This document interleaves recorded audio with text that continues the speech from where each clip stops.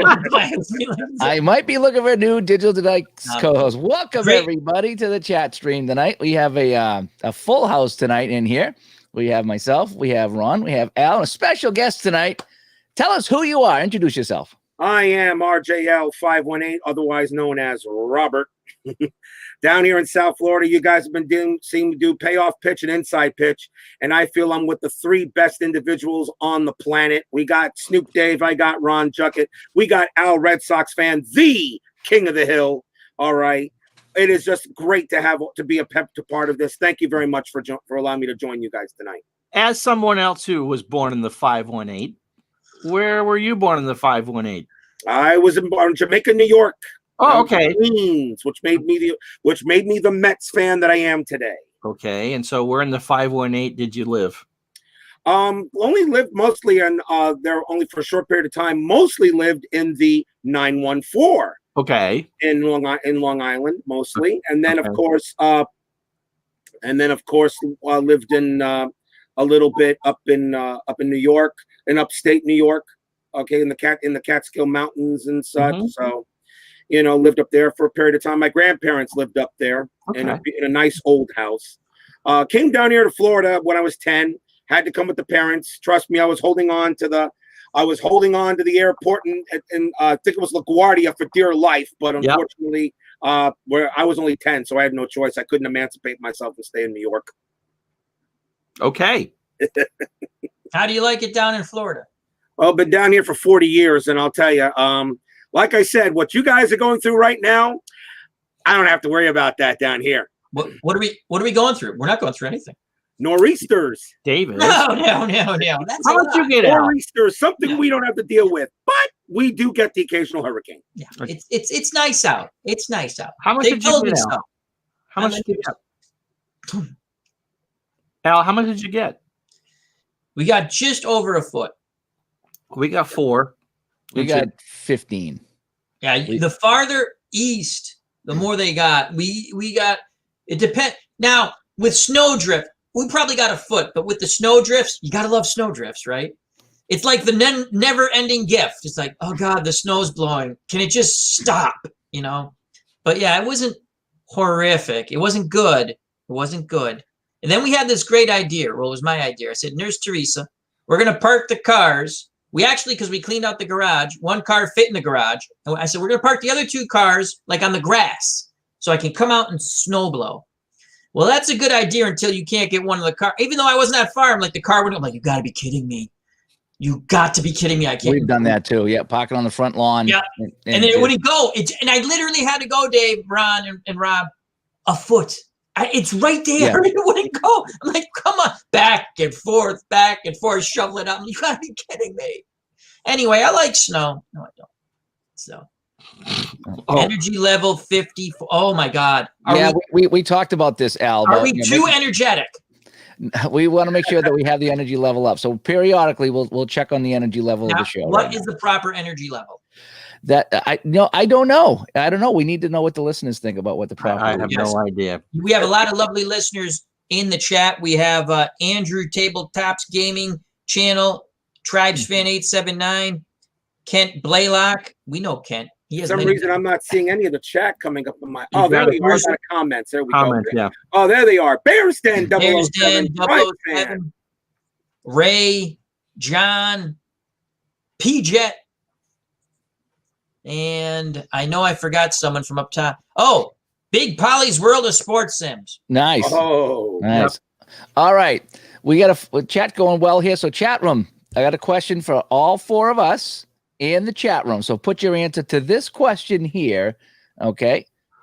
And we're going to start here. We'll start with Rob, and then we'll go to Ron, then we'll go to Al, then we'll go to myself. Okay. So we'll kind of do a reverse thing. So here is the question. Don't be snotty, Al. Okay. This is the question. And we'll give it a second here, but we're going to have our guest Robert answer first. What historic sporting event would you go back and attend? And this could be anything. Okay, throughout the course of sports I'm history. afraid of what the Mets fan's going to say. Yeah, we wonder what the Mets fan's going to say. We But can only pick one, There is right? there is absolutely no reason for me to think about it. We're talking Game 6 of the 1986 World Series. yeah, Good night. Thanks for playing. Thanks for playing. Thanks for playing. Right. Let me tell you something about that. Let me tell you something. And actually, I'll tell you this. We got in the bottom of the 10th inning when it was 5-3. All right, and as a Mets fan, I was 15 years old at that time when that game was played. My grandfather passed away actually 2 months after that game was played, and he was a big time Mets fan as well. Oh, good. I'm glad he's but before he was a Mets fan, he loved the Brooklyn Dodgers. Okay, he was a big Brooklyn fan, loved the Dodgers, loved the Bums before they moved to Los Angeles, and I remember watching the game, and it was 5-3, and I said, "Oh boy, all right, well, it was a great season, it was done." And then we know what happened. Then no, you all know what happened pretty much. Then Carter gets up to bat, and he goes ahead, hits a base hit. Mitchell gets up to bat, he gets a base hit. Knight gets up and gets a base hit, and I'm saying, and all of a sudden, and remember, the story is, we know the story. We all know the story. But here's the thing, and there's a thing though. Here's the thing, and they actually did have. There's a story that they actually had "Congratulations, Red Sox" on the Yes. on the Bruce Hurst was announced as the MVP. Okay, and it really was, and the truth was yes, because I remember seeing it, and they took it off like it didn't say it was up there for a short period of time. But I got to tell you this though, I still, to me, Game 6 of the '86 World Series is the greatest baseball game I've ever saw. In my opinion, Mookie Wilson's at bat is the greatest at bat in World Series history.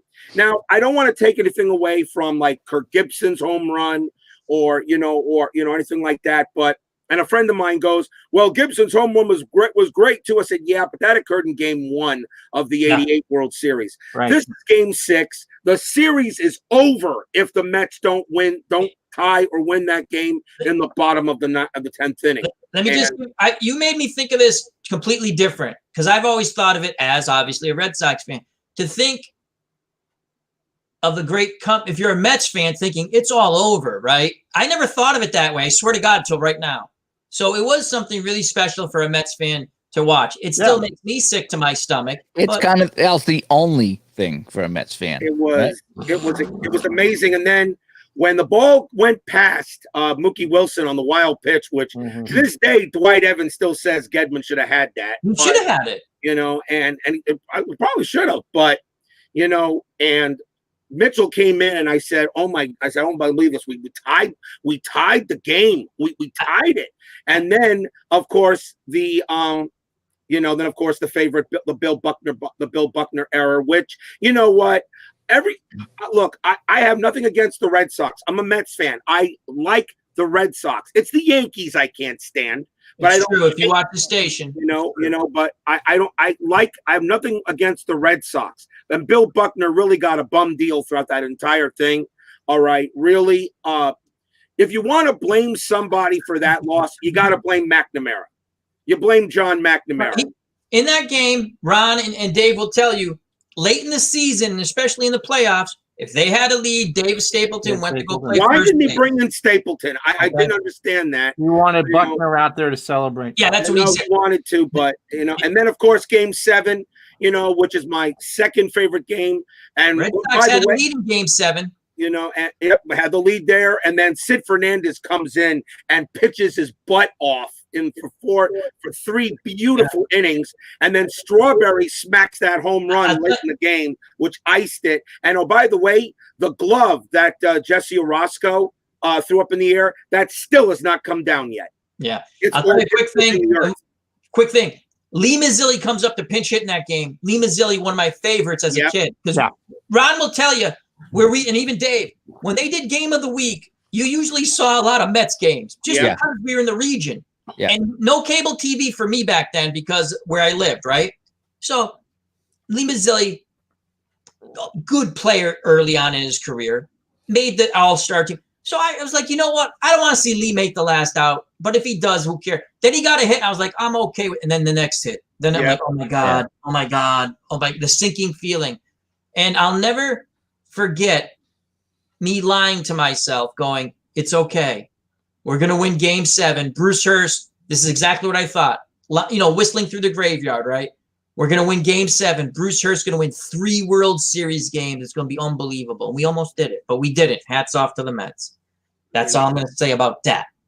It was an amazing thing, and you know, and unfortunately, since then, well, the Mets haven't won a World Series since then. The Red Sox have won 3. Congratulations! Like I said, I have nothing against Boston. I like the Red Sox. 4. I think they're great. Like I said, it's the Yankees I can't stand. I don't hate the Yankees. Let me tell my viewers right. I do not hate the Yankees. I just can't stand them because they win all the darn time. I know. So, you know, we get that up here with the Patriots since 2009. Yeah. So yeah, but you know what, Dave, with the Patriots, I don't want to get off track, but they were okay and they were bad. They hit a level where it's like, oh, every time they win, they cheat. Hey, yeah. The Indianapolis Colts threw a whole season to get the #1 draft pick to get Andrew Luck. Let's all remember that. Yeah. Okay. I don't want to hear about the cheating. The Tuck rule was a rule, stupid rule, but it was a rule. Yep, it was. So that was my favorite. That's yours. All right, Jucket, you're on deck.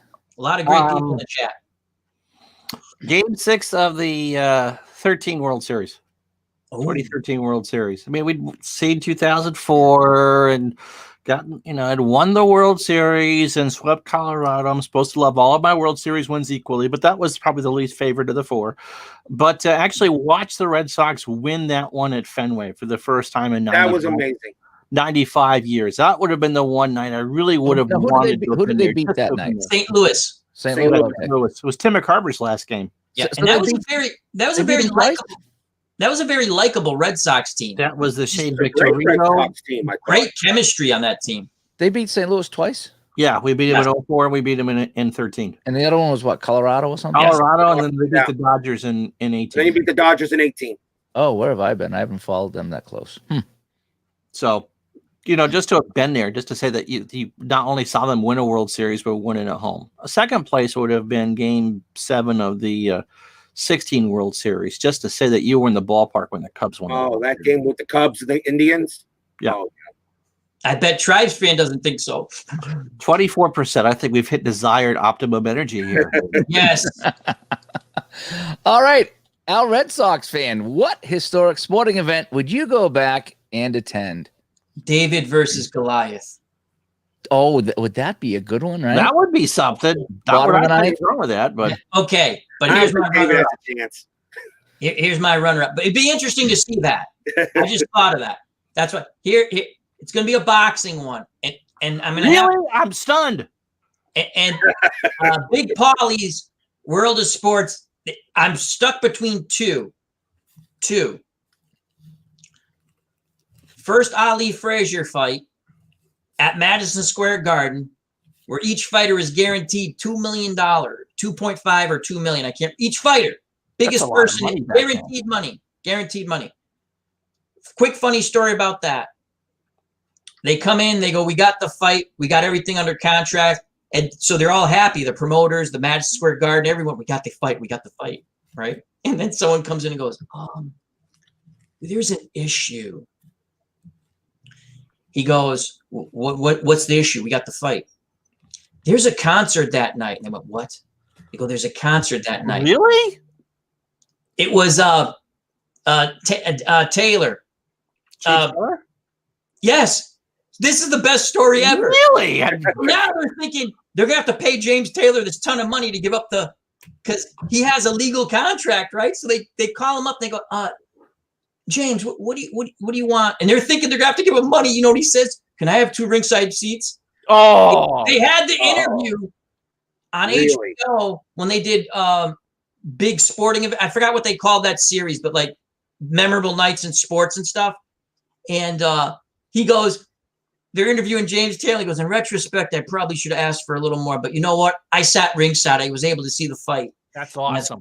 The other one probably, unless you're a real a boxing fan, Rocky Graziano, Tony Zale, the second fight in Chicago, when Graziano stopped Tony Zale for the middleweight championship. He was cut, bleeding. They're going to stop the fight.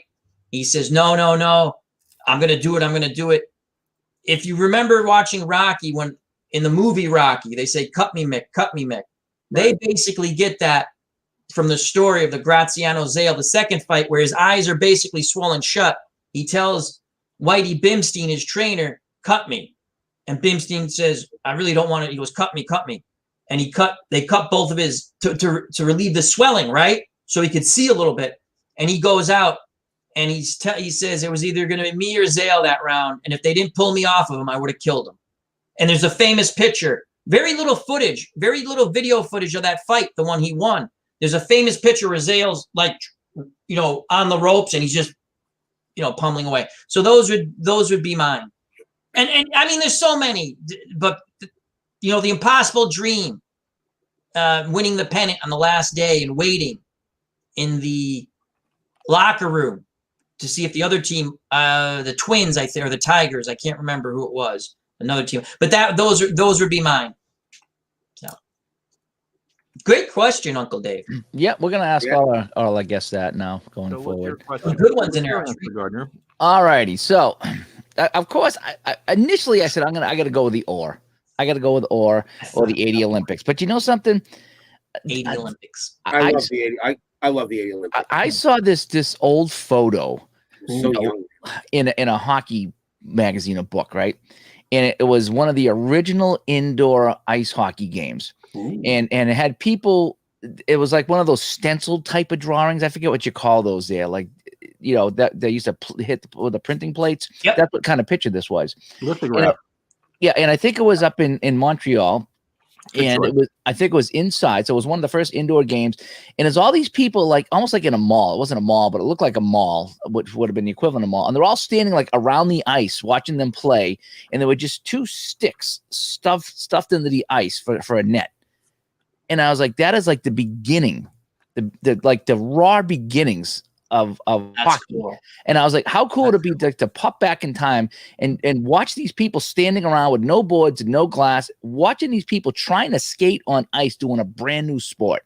That'd be And cool. I was like, as kind of boring as that is sounds, cool. It might sound kind of boring, but it's like, that would be neat to see like you guys are big baseball. How to go back and see like the very first organized baseball games and people that used to sit in the outfield with no walls and the ball would roll into the people and stuff like that. I mean, that would be so cool to see like one of the original games of your favorite sport. That is really cool.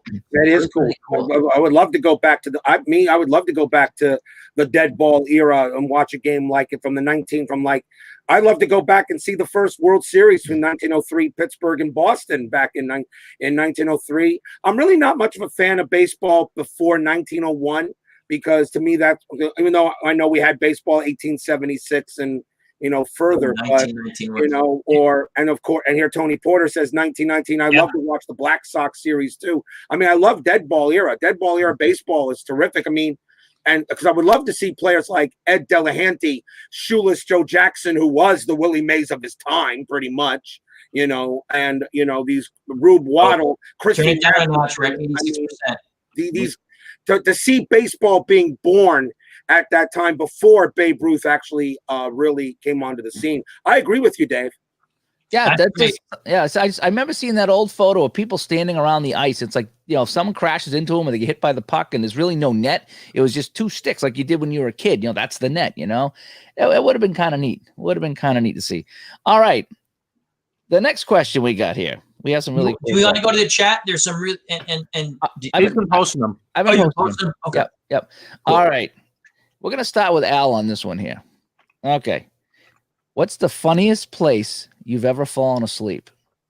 Oh, that's a good one. True story. All right. True story. Okay. My friend, yes, it is.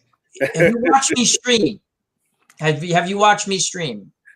I will. It will please the court. You know what? If it doesn't, Order in the court. so no, true. My and Dave, you might relate to this because you were once in a band. I've seen the videos. You were good. I enjoyed the videos. You've seen the videos, but you can't really say he was good. He was good. I was pretty good. He was good playing the guitar. It's tough to get the singer because I know a couple of friends who are in bands. The audio for singing sometimes doesn't play off well, but it was a fun thing to watch. Anyway, my friend was in a band called Aquanet. It was an 80s hair band. Yes. So big hair. Their first real gig. I mean, the narrator steps in and says he's quite bald now, right? Yeah. So, yes. Yeah. So now we go to watch them. It's the day before New Year's Eve. So I'm thinking to myself, they let us out of work early anyway, right? I'm only going to watch the first set, but then a bunch of people go down and having a good time. Next thing you know, we're going home 3:30 in the morning, right? And I'm like, oh my God, I have to get up and once you finally, when I came out of a bar, this is when you could smoke then. I didn't smoke, but I couldn't go to sleep. My friends were all smokers. They could go right to sleep. That smell drove me nuts. I used to take my clothes off and put them on the side porch, right? So now I take a shower, finally go to bed. So now I get up and go to work thinking I only have to make it to X amount. They're letting us out early.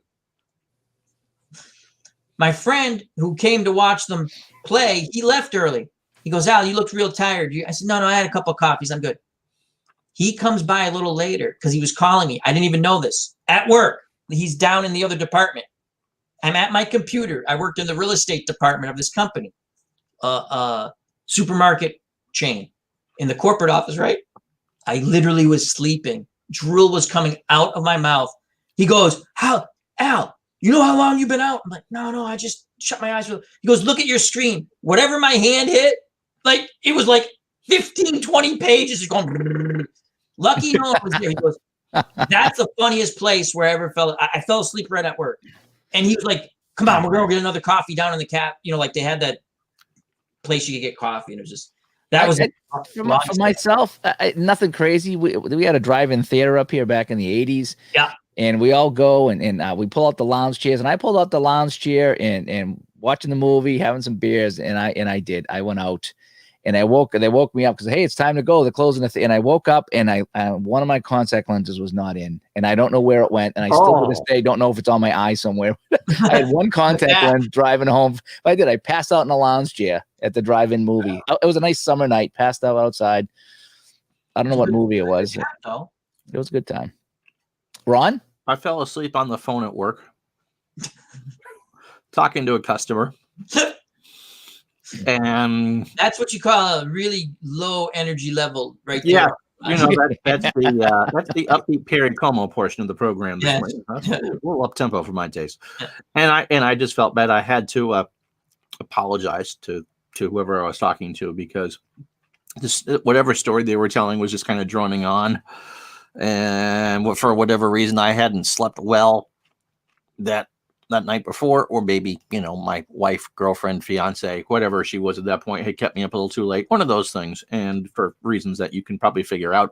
And I fell asleep on the phone at work. That's not terrible. No. It was to the person I was trying to help. RJL, how about you?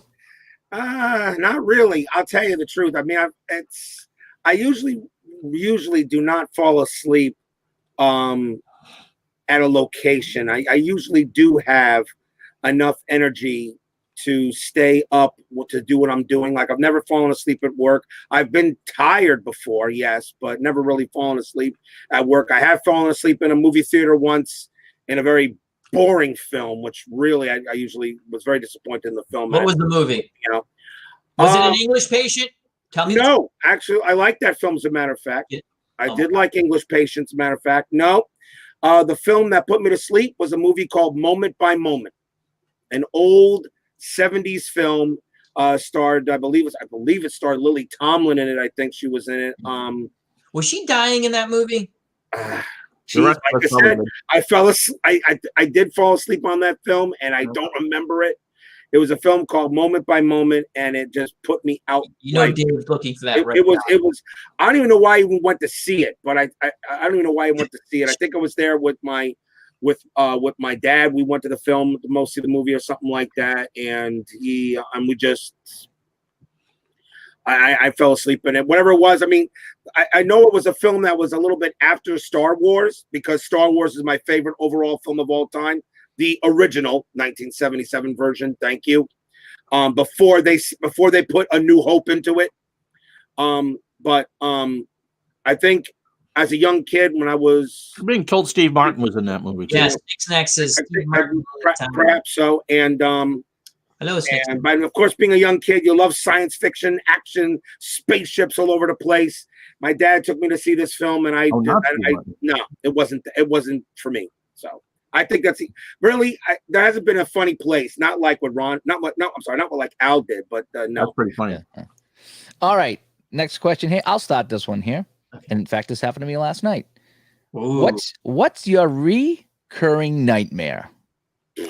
And this is just a piece of cake for me. Happened last night. I can't find my car. My car's stolen. I can't find my car. In fact, my recurring nightmare is so bad that I had a dream recently that my car was stolen, and I got another one, and that one got stolen too. And I come out, and it's like, where's my car? Oh, it's gone. It's stolen. I know it was right here. And it happened again last night. Could not find my car in my dream. So, that is my recurring nightmare. So that movie, Dude, Where's My Card? Is that like a horror movie to you? Yeah, it's something like that. Yeah. I don't know what it is. I cannot find my car in my dreams. I cannot find my car. Jacket, what about you? Happen to hear about Game 6 of the 86 World Series? Recently. Recently. Recently. I don't really have any recurring nightmares. Hmm. So the recurring dreams, but I wouldn't call them nightmares. Oh no, I take that back. My dad, who's passed away, the technology comes back that we can bring him back for a certain amount of time, but he's going to die the exact same way at some point. And so I had this dream twice. And so my mother elected to, we want to see Dad one more time.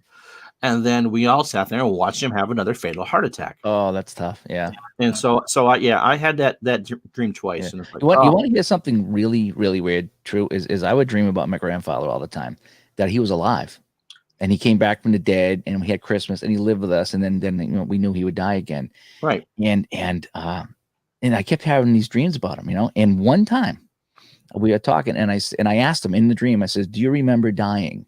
And he says, "Yes." And I says, "Have you met God?"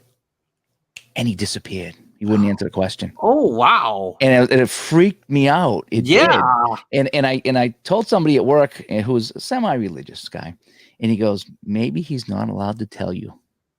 Yeah, that would be. And I was like, it was cool, but it was. I'll tell you, not scary dream, but because what you just said, when I was taking care of my mom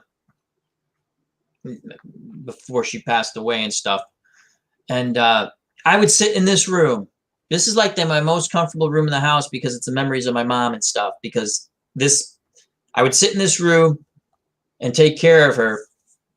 And one day I'm at the computer and I'm probably listening to someone streaming and I'm playing a game, because I'd stay up till 3, 4 in the morning till I knew she had to get up and use the facilities. And one time I didn't really hear her from my room, right? So I would sit in this room, right? That's why I thank everyone who I follow and watch on YouTube. You don't understand. I can't explain. Thank you. That's all I'll say, right? And only because you said this, I just want to mention it. I thought she was talking to me, right? So I thought she was talking to her in her sleep. And I look around, she sat up and she's talking. And I said, "Ma, who are you talking to?" "The man in black." "The man in black, Ma."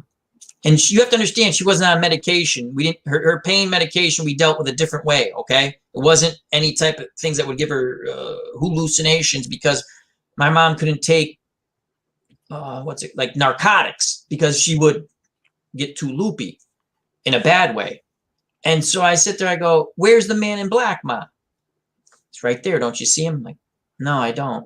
Oh. I go, is he me?" "No, very nice." As what's he saying? He goes, "He just left." So what did he say? He said, "Everything's going to be all right."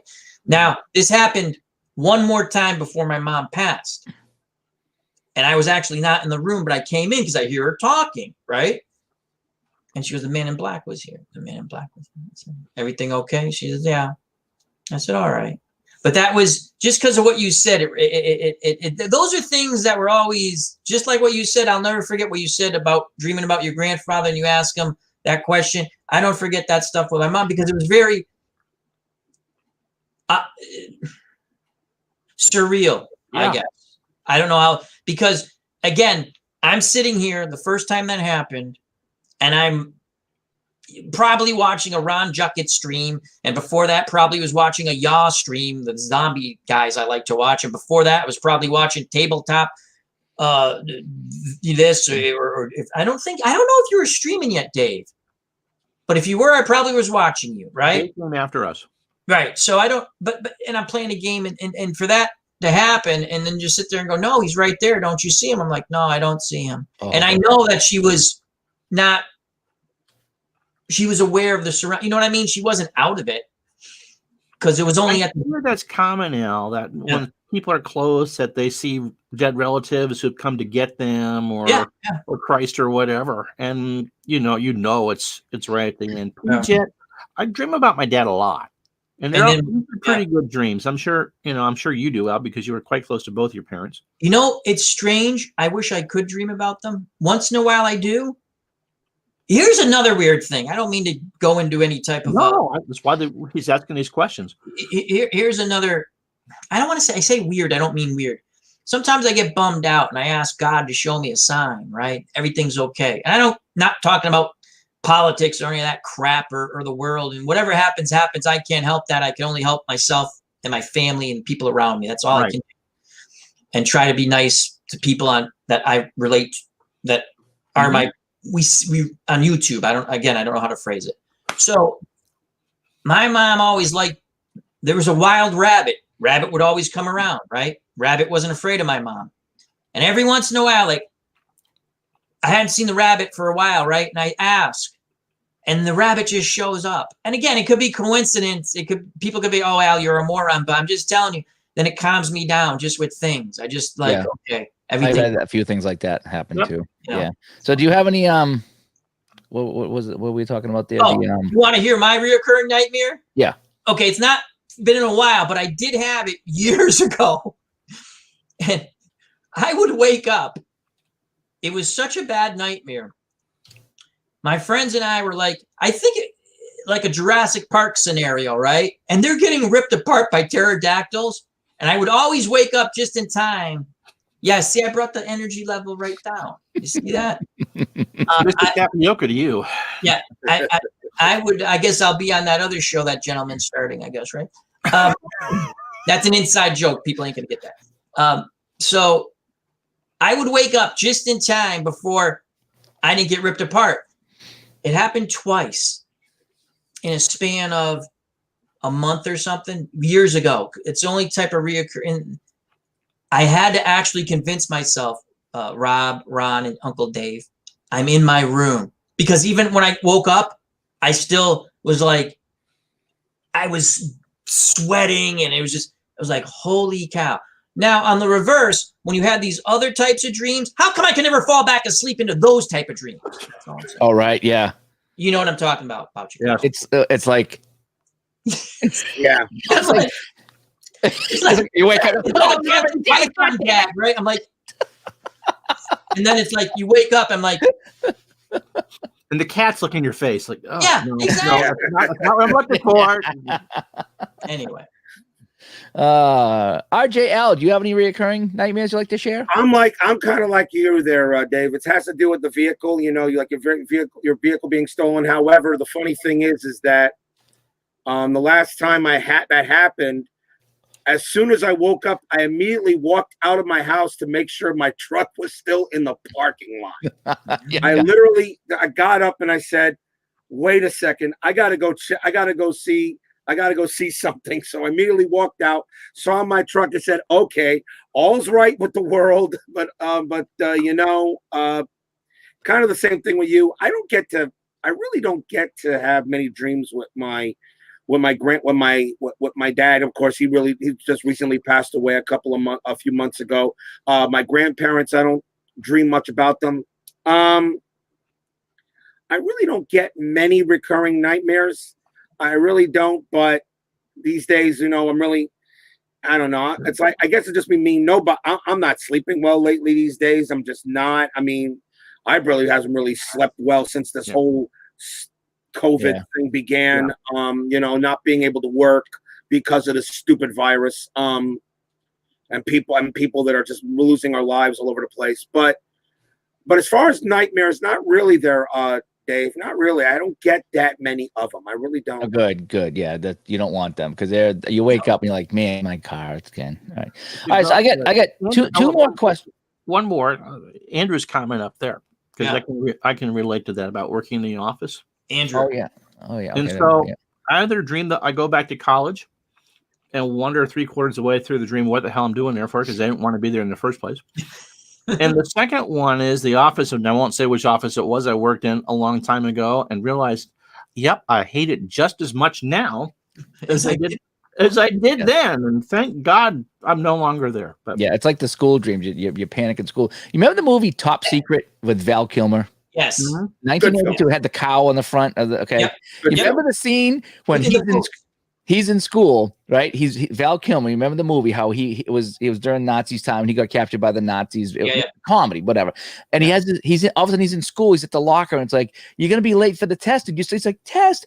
Oh no! It's like the bell rings. Like, I'm late for class. I'm gonna fail. And he wakes up and he's in the prison cell getting whipped. He's like, oh good, it was only a dream. Yeah, exactly. That's very funny. It is so true. You dream about school and you panic and you wake up. It's like, oh, phew.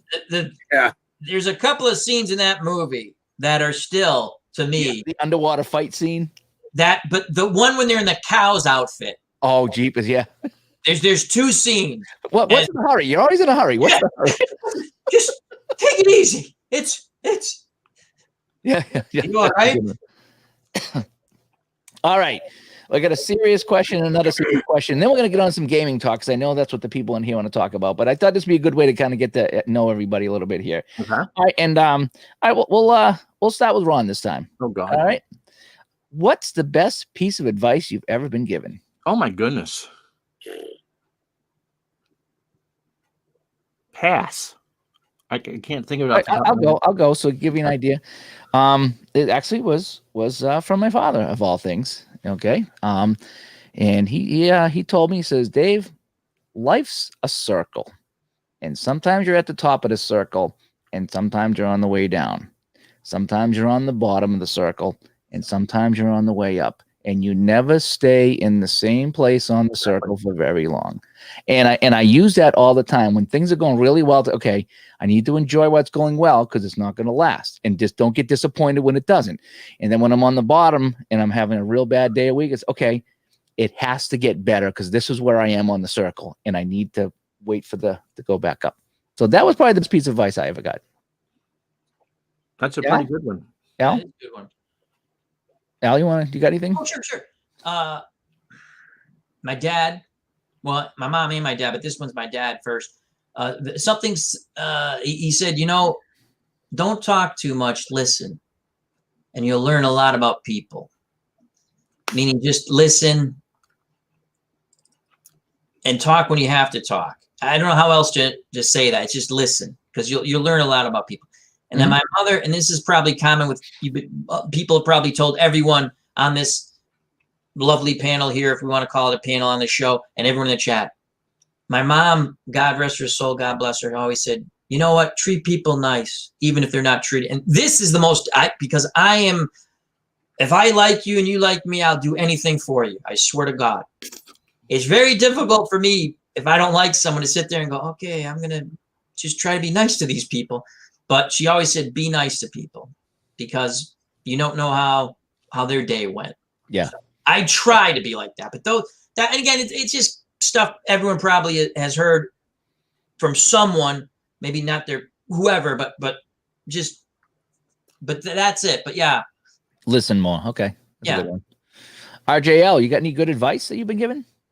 I remember my Aunt Florence, who was my sister to my grandmother. Wonderful, absolutely wonderful lady. Wonderful lady. She passed away back in early 90s, Alzheimer's disease. But before that occurred, though, she and I could go down there and I could talk to her about anything. When I was living with my grandmother back in I think it was back in '89 and '90, I could always go down to talk to my Aunt Florence, who lived in an apartment a little bit right below us. It was a three-story house we lived in the the Catskills. Beautiful old home, really old home, and we could sit about anything. But I remember her telling me one thing, and she said very simply, "Whatever is worth doing at all is worth doing well." Mm-hmm. And I said, and I remember that her saying that and saying, which pretty much means whatever you try to do it the best way you possibly can. Just do it the best way. And that's always stuck with me. And of course, nobody's perfect here anywhere, but I know I try to do it as perfect as I can, even in the streams I'm doing. I hate it when a mistake occurs, when it's on my fault or I forgot a rule of a game. But,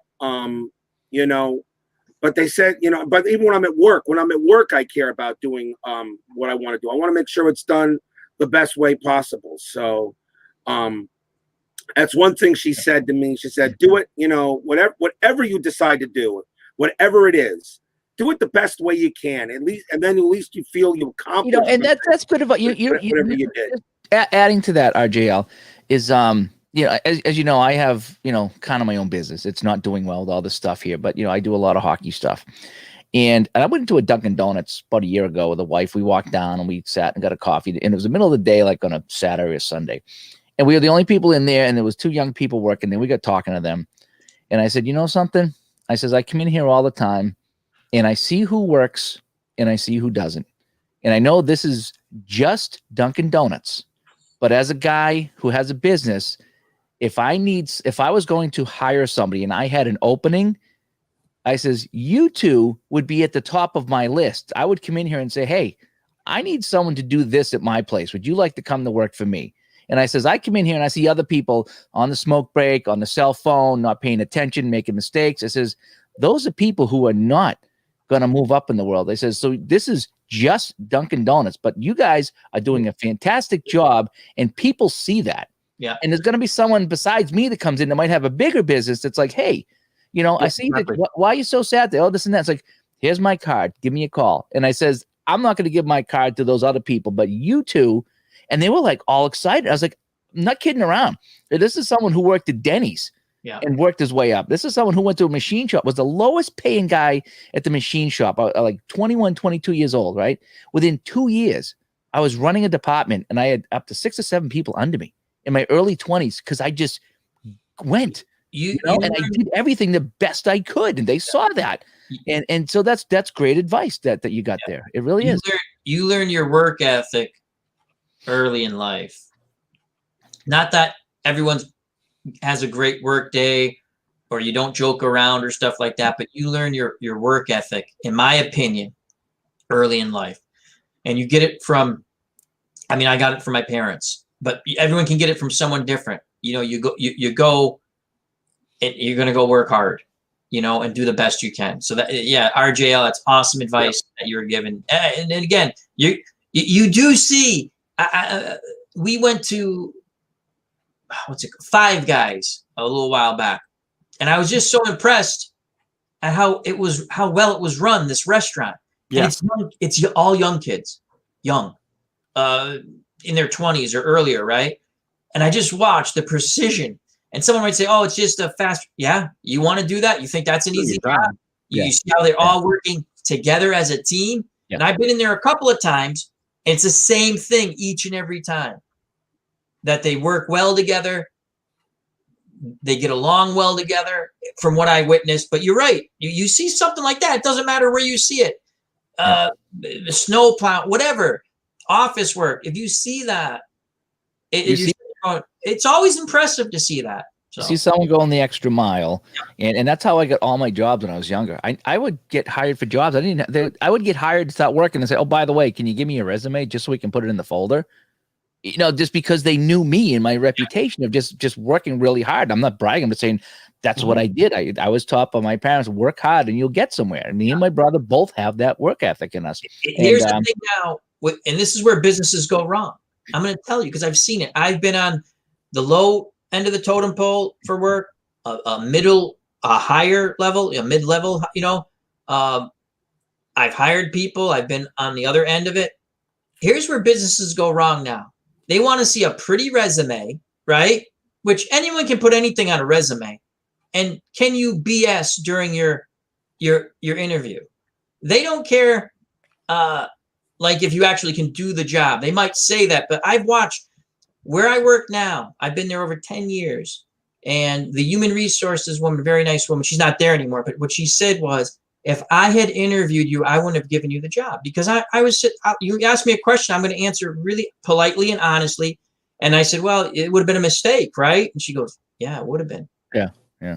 So, yeah. When I worked retail for 10 years in my 30s and 40s and loved it. Absolutely loved it. And what I told people was, look, any idiot can come into my store. It's my job to make sure you come back. I sold sports stuff, and so it's so many kids that were, 18, 20 years old, bored of tears working at the mall or whatever. Like, no, this is your job. And it's your job to help people. I remember now the best piece of advice. We'll credit my parents for this. Life is not a participatory. Life is a participatory sport. You get it out of it what you put into it. Yeah. No. Mm-hmm. All right. I do have one last question as we kind of segue, and let's talk some gaming here because that's what we all do. Is we all play tabletop sports games and stream them and the whole bit. So, all right, here is that last question. And who should we start with? Al, I'll let you call it. Who do we start with? You. Start with me. Okay. Yeah. All right. Start with Uncle Dave. Here it is. Ooh. What is your favorite number and why? Chat room, we want to hear from you as well. What is your favorite number? Any particular number, any particular reason? Boy, growing up as a kid, obviously all with 4, but I mean, I always played net goalie as a kid in the street. So Jerry Cheever's 30 was my go-to number in high school and all that stuff. But my favorite number really is 44. Oh. And I got that because 26 years ago, I joined an adult, learn to skate hockey league because I played goalie. And so I didn't know how to really skate out with everybody else. So my stepbrother says, hey, let's go join this thing and then get on the team. So we did that. And after the first couple of skating sessions, they gave everybody jerseys. It was the black team and the white team. And the jersey they gave me was 44. And that was kind of like my first real number since high school. Earned it. Yeah. And it's just like, and again, everybody got a jersey number, and it's like, hey, what do you want? What do you want? I think I asked for 55. Like, I don't have a 55. How about 44? And double 4 it was. And for 25 years, I really liked the number 44. So that's my favorite number and why. Cool. All right. Who's next? I guess I'll take it, but pretty much if you look at my name RJL 518, then 518 would be my favorite number because that's my birthday, May 18th. That's the day. The 518. That's what the 518 stands for. It's my birthday. I've had that RJL 518 name, I think, ever since electronic mail was born with Yahoo. Pretty much. I mean, I've held that for over 20 some odd years. But that's my birthday is 518. That's the reason why I have it there. But there is another number really, and that would have to be that would have to also be 615 because that's my daughter's birthday. Oh, very nice. June 15th. So that would be my second favorite number. But yeah, 518. That's my birthday, and that's the reason why it's in my name. Very cool. That's sweet. What about you there, Mr. Al, Red Sox fan, king of the hill? Of course. Number 14, Steve Grogan. Put that up again. I didn't see it. I don't care what anybody says. That is the real Patriot logo. Yeah, not the new one. That's the Patriots. So number 14, I wore in high school and I played football. And Steve Grogan still one of my favorite players of all time. He was tough. He could play. He could run. He could throw. And he was a damn good quarterback. And number 14. As soon as I heard this question, I went, number 14. And I like score number 4, Bobby Orr, but my favorite number is Steve Grogan. Quick story. I've told it before on my channel, but just in case, when I went to buy this helmet, it was Christmas, I don't know, 5, 6, 7 years ago. And probably 5 years ago. So I'm walking through the mall. I went to pick up something I ordered, and I'm walking by, and what are the things in the middle? They're called kiosks. You know, like yeah. And I see these football helmets, and the thing that caught my attention was, of course, Pat the Patriot, right? And I see something. I said, I wonder if that's, because I don't, even with my glasses, I don't see well, that far, right? And I'm sitting there going, okay. So I come back, and the guy sees like I'm wearing a Patriot sweatshirt, and he goes, oh, I know what you want. And he goes and he grabs like the Tom Brady. I don't want the Tom Brady. Yeah. Go, who's that? Is that Steve Grogan? It looks like Grogan. He's like, yeah, you know Steve. Yeah, I know who Steve Grogan is. I go and I bought it. So, and then anyway, 14. So thank you. Great question. I loved it. I was able to show my helmet. These are just these are two of my. This is Gale Sayers. That's the best one. That's a beautiful one. This is Gale Sayers. That's nice. And this is Steve. And I don't have much memorabilia that I have where I look at it every day. These are Gale Sayers and Steve Grogan. But I'll tell you, you just showed the Tampa Bay helmet. That I don't understand why people did not like the creamsicle. To me, they're classic. They're beautiful. They're great. I like those better than the new ones. I'm loving it. Brought back Bucky the Buccaneer. Oh yeah. Quick thing, Dave, before we go to Uncle Ron. I would like to see the Patriots go back, obviously, to Pat the Patriot. Yes. They kept the same colors, right? I'd rather see this than Elvis Patriot.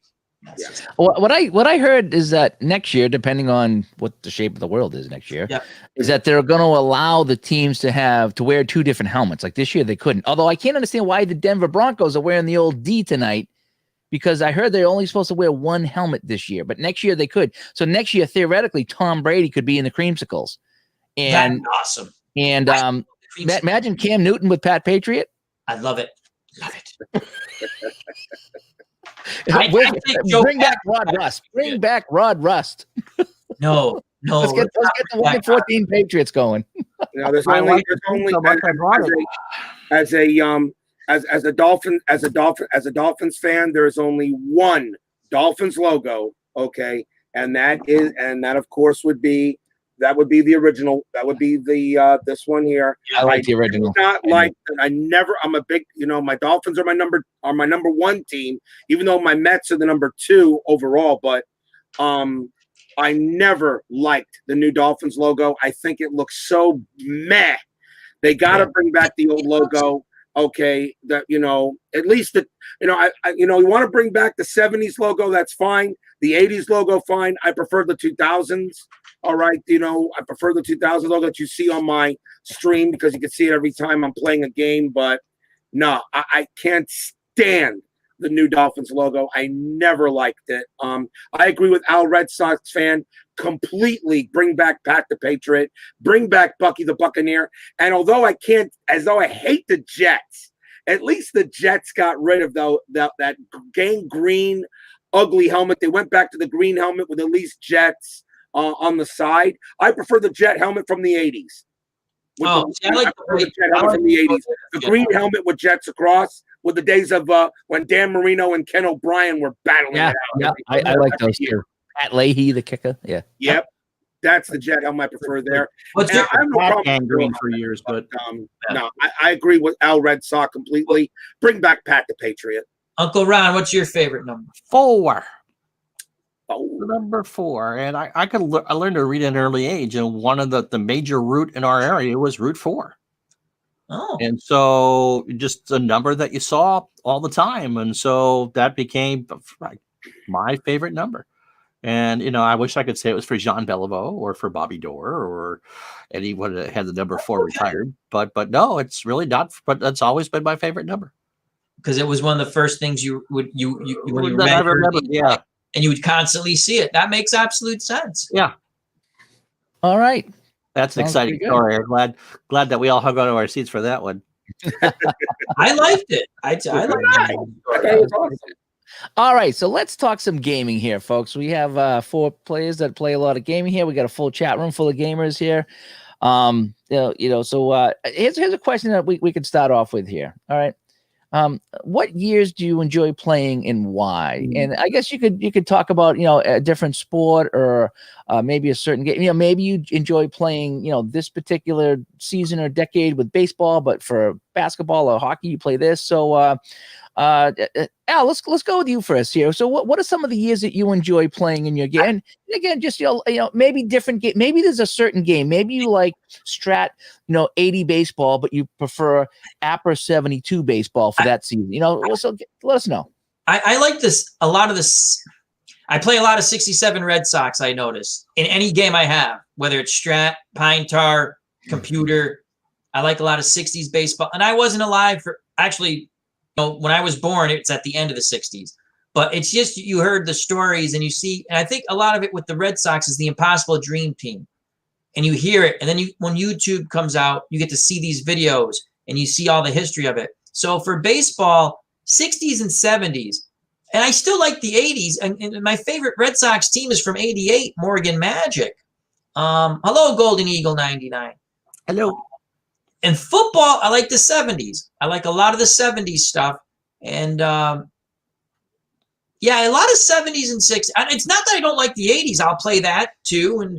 But it's a lot of 67 Red Sox. I like when I'm doing a stream, I love saying names like Canigliaro and Yastrzemski. And if it's the Yankees, the early, 61, Mantle and Maris. And, it's just big names, great names, Sandy Koufax. I think that's the fun of what I do.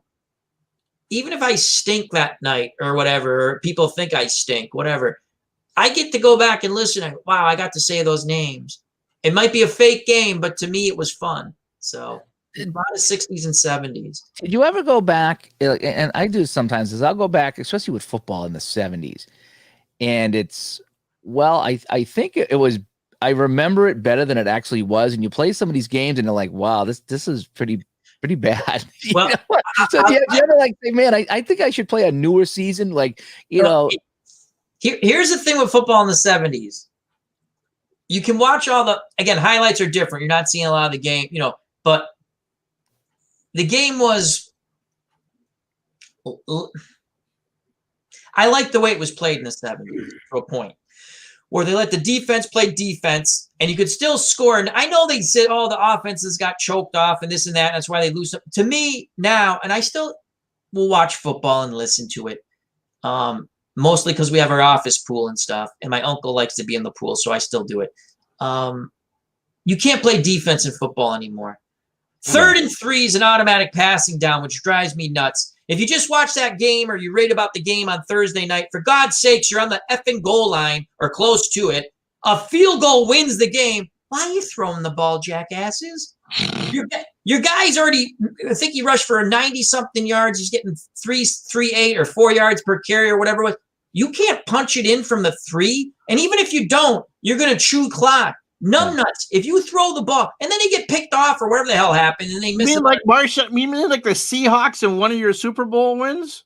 Well, that's stupid. I would have gave Marshawn. I would have given. Well, how do you not give it to Marshawn Lynch? Everyone, here's something. I have these discussions with my friends. They're like, "You're wrong, Al." I said, "Okay, I'm just going to tell you this. It's a long story. Yes, I will continue, and may it please the court. I wait for this. Everyone's like, you can't run the ball now. Yeah, you can run the ball. Maybe you don't set up with the I formation or split back formation. You set up in your traditional quarterback and shotgun. If you run the ball, if teams started running the ball right now, it would take till next year for other teams to adapt to it because they're going to sit there and go, no, they're going to pass eventually. This was actually a good question from Bill here. And I just want to say that, when I go back on YouTube or whatever and watch some classic games, boy, you really can't sit through a whole game anymore. It just, the speed of today's game and the athletes, the shape they're in, it is every sport. every single sport. I mean, if I go back and try to watch like something in the past, I'll watch a minute or two, but it's like, okay, I really like they'll put an old Bruins game on, and it's like I can get through 5 or 10 minutes, and It it's looks like like they're standing around. Yes, Hockey, yes. hockey seems much slower. I'll agree. But I actually I can watch baseball. I've watched old baseball games. I still prefer to listen to baseball, which is really weird. Baseball's a radio sport. Yeah, and Baseball is a radio sport. Football, you give me the right game, like a weather game, I'll watch for a while because it's a weather game. Oh yeah, weather game, absolutely, You yeah. give me the Vikings in bad weather, because that was one of my, again, besides the Patriots, I've rooted for the Vikings quite a bit. The Fog Bowl comes to mind between the Eagles and the Bears. Oh, I remember watching that one. That was Remember the cameraman didn't even know where the ball was? You're like, the announcers didn't know what to say. OMG. Boy, that game was hard to watch, but I watched it. but with the speed of the game, you're right. If you watch old basketball, totally different game. Yes, they're playing basketball, but I think Ron, you'll maybe. Oh my goodness, 60s. Every decade of basketball is dramatically different. In the 60s or even they're much more physical. You just watched it. It was a physical game. Baseball players are bigger in this. Do I think they're better baseball players? No, I don't. Better athletes, yes. Yes. Knowledge of the game? No. I'll tell you the thing that really impressed me. It was a Sunday night game. Alex Rodriguez, who normally is not on ESPN, it was a Red Sox-Yankees game. They brought him into the booth. He was actually being the color. I didn't realize how good of a color commentary guy, like, and the knowledge of the game, because you just see him, he's usually kind of in the studio show, he's just kind of being goofy and he says stuff. I mean, he's smart. Don't get me wrong when it comes to baseball. But to listen to him talk about baseball, I was like, holy crap. He knows what he's talking about. And like the Red Sox is like, I don't understand why you need one run and they're not moving this guy over. Things I would never thought I'd hear Alex Rodriguez say. So again, with all sports, yeah, LeBron James is great. But you know what? LeBron James uses his shoulder a lot. LeBron James travels a lot. So did a lot of other guys. Don't get me wrong. You touch LeBron James. So yeah, call that the Celtics rule. The more championships you won, the easier. There was no way that the Sacramento Kings were ever going to get a foul call against them, or they get the foul call. The Lakers, the Celtics, they could fight. The years I enjoyed, 78 to 93.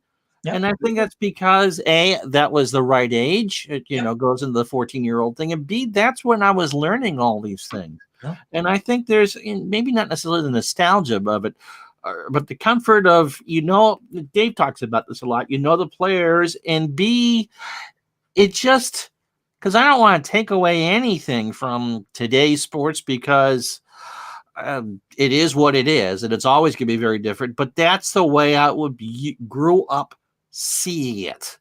And so you just want to go through and play that. Although for basketball, I'm doing 61, 62, and I'm about to embark into a 49 baseball replay and all that.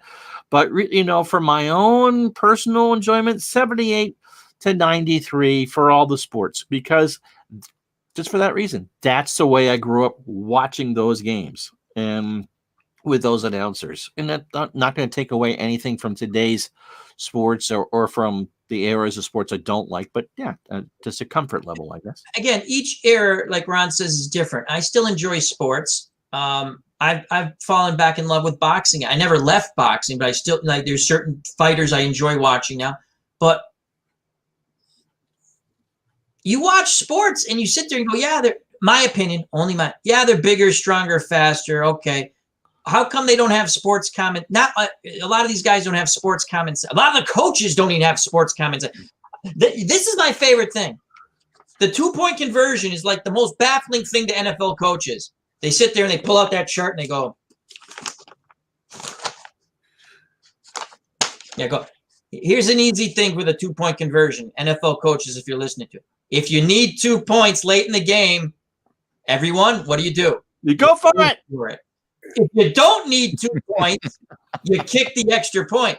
I've seen coaches foobar this at the NFL level. It's hilarious. They pull out this. They've overcomplicated everything in sports. You ever watched Joe Madden trying to manage a playoff game? Oh God. You know, he overmanages everything. Joe Torre used to do the same thing. I mean, that was the amazing thing with Terry Francona in 2004.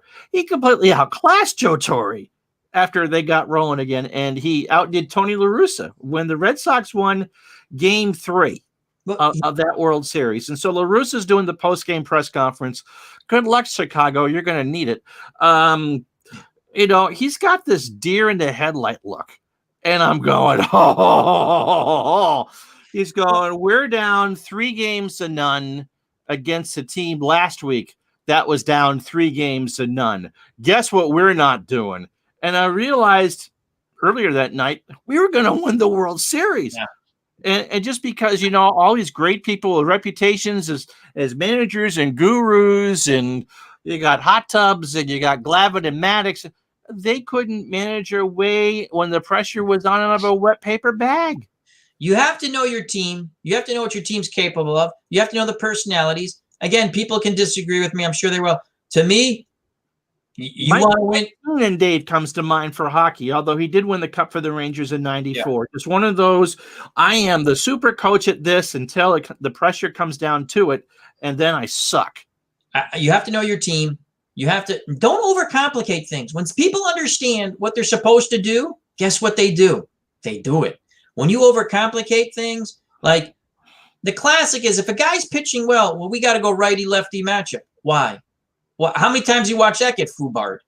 If the guy, you know, here's my last favorite thing. It's mind-numbing to me. It goes back to football. It's like the flavor of the year or flavor of the week. If one NFL team does it well, my God, that's what we're going to do. We're going to run the Wildcat. You're going to run the Wildcat. Did you ever think to look at your player personnel? Can you actually run this offense? Maybe a different offense would be better for you, you know. But I don't know. Only the Jets could pull off the butt fumble. Yeah, it's true. It's true. RJ, what do you like playing for season? I mean, and did you play anything besides baseball, or is it mostly baseball? It's mostly baseball, although I do have, you know, I did pick up a copy of Glory Days Boxing. I've not streamed it yet. I have History Maker Golf, so I have that. I haven't played it in a while. I'll do some soon. That is fun. It's a long game, but it is fun. That was the thing that's kind of turned me off a little bit on it. It takes very long to play. I have to cut the round in half in order to do it. Quick question on History Maker Golf, because I do enjoy. I've seen people stream it. I do enjoy it. Could you just do maybe like a skins game with 4 golfers? Oh yeah, yes. Yeah. You can do anything with it.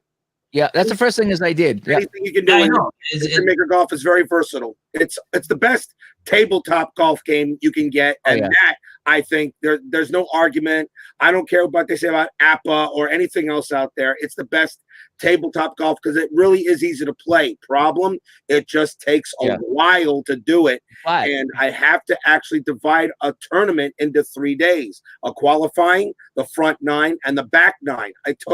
I tried doing a full 18 holes. It took 3.5 hours to stream. I said, "Oh no, you don't stream it. Yeah, you don't. This is something you just play for yourself. Maybe you stream the last 3 or 4 holes because you're playing. You know, after you do the initial setup, which takes about half hour, 45, no, maybe less. You know, whatever. Just sorting out, and then you got your final golfers for the day, and they stagger. So the bottom guys start first, and then by the time they're on hole like 4. Then the leaders kick off.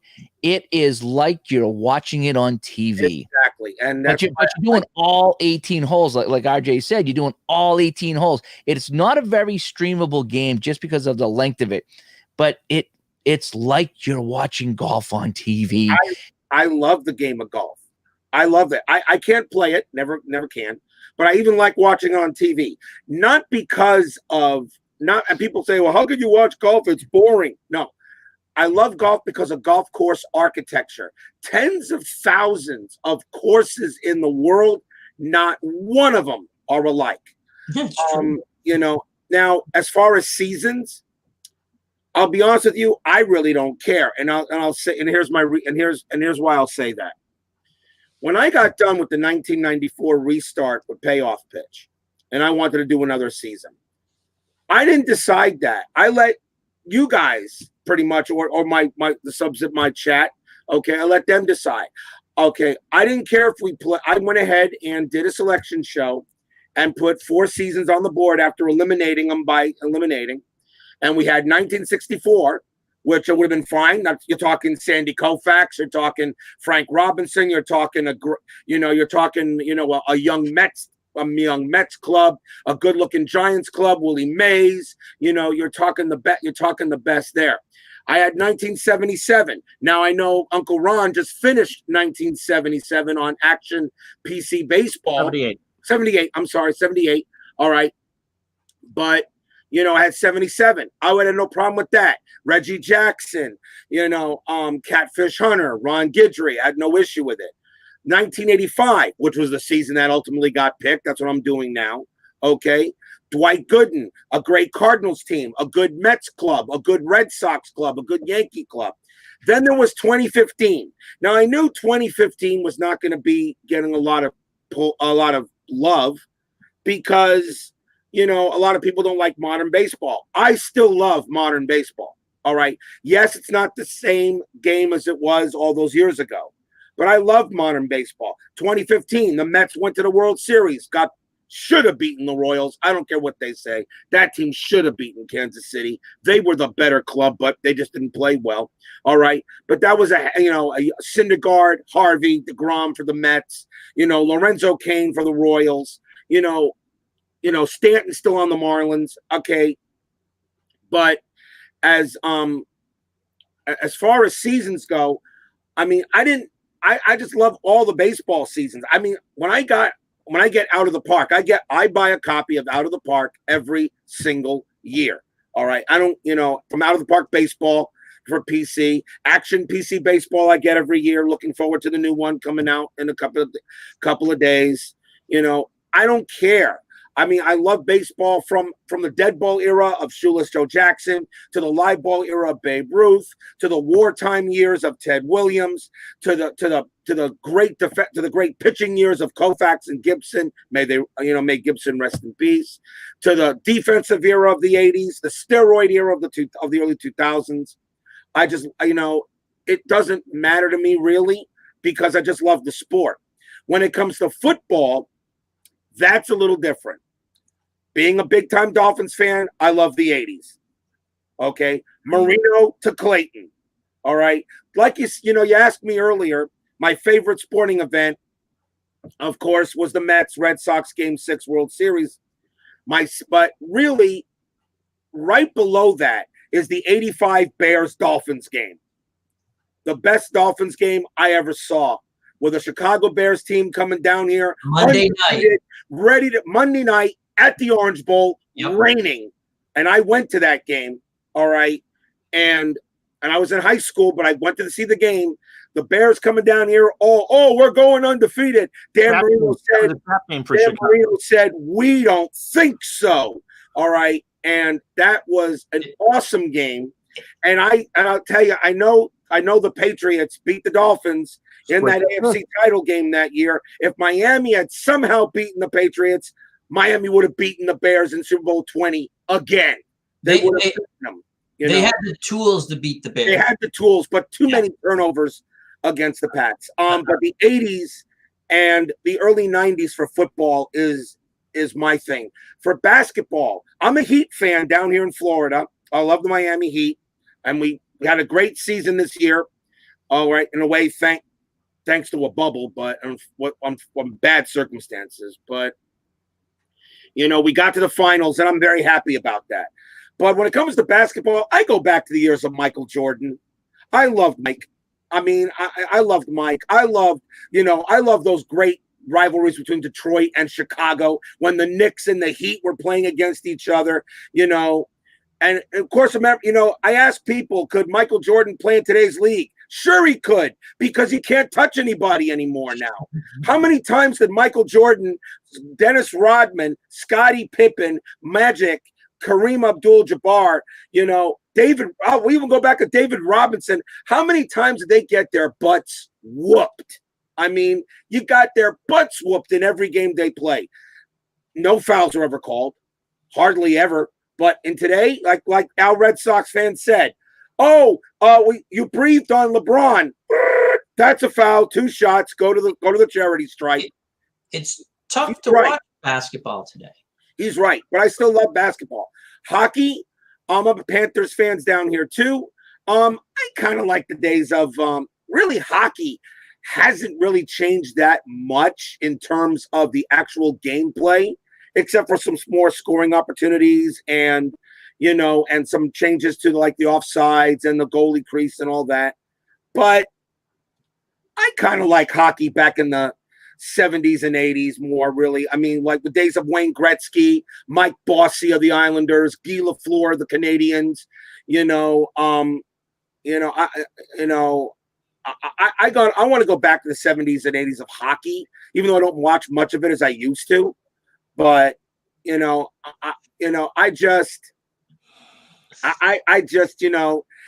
kind of like the hockey days of that time. So that would be, I know. If you could go back in time to one game. Yeah, there you go. Yeah. Plenty of good seats available that night a day.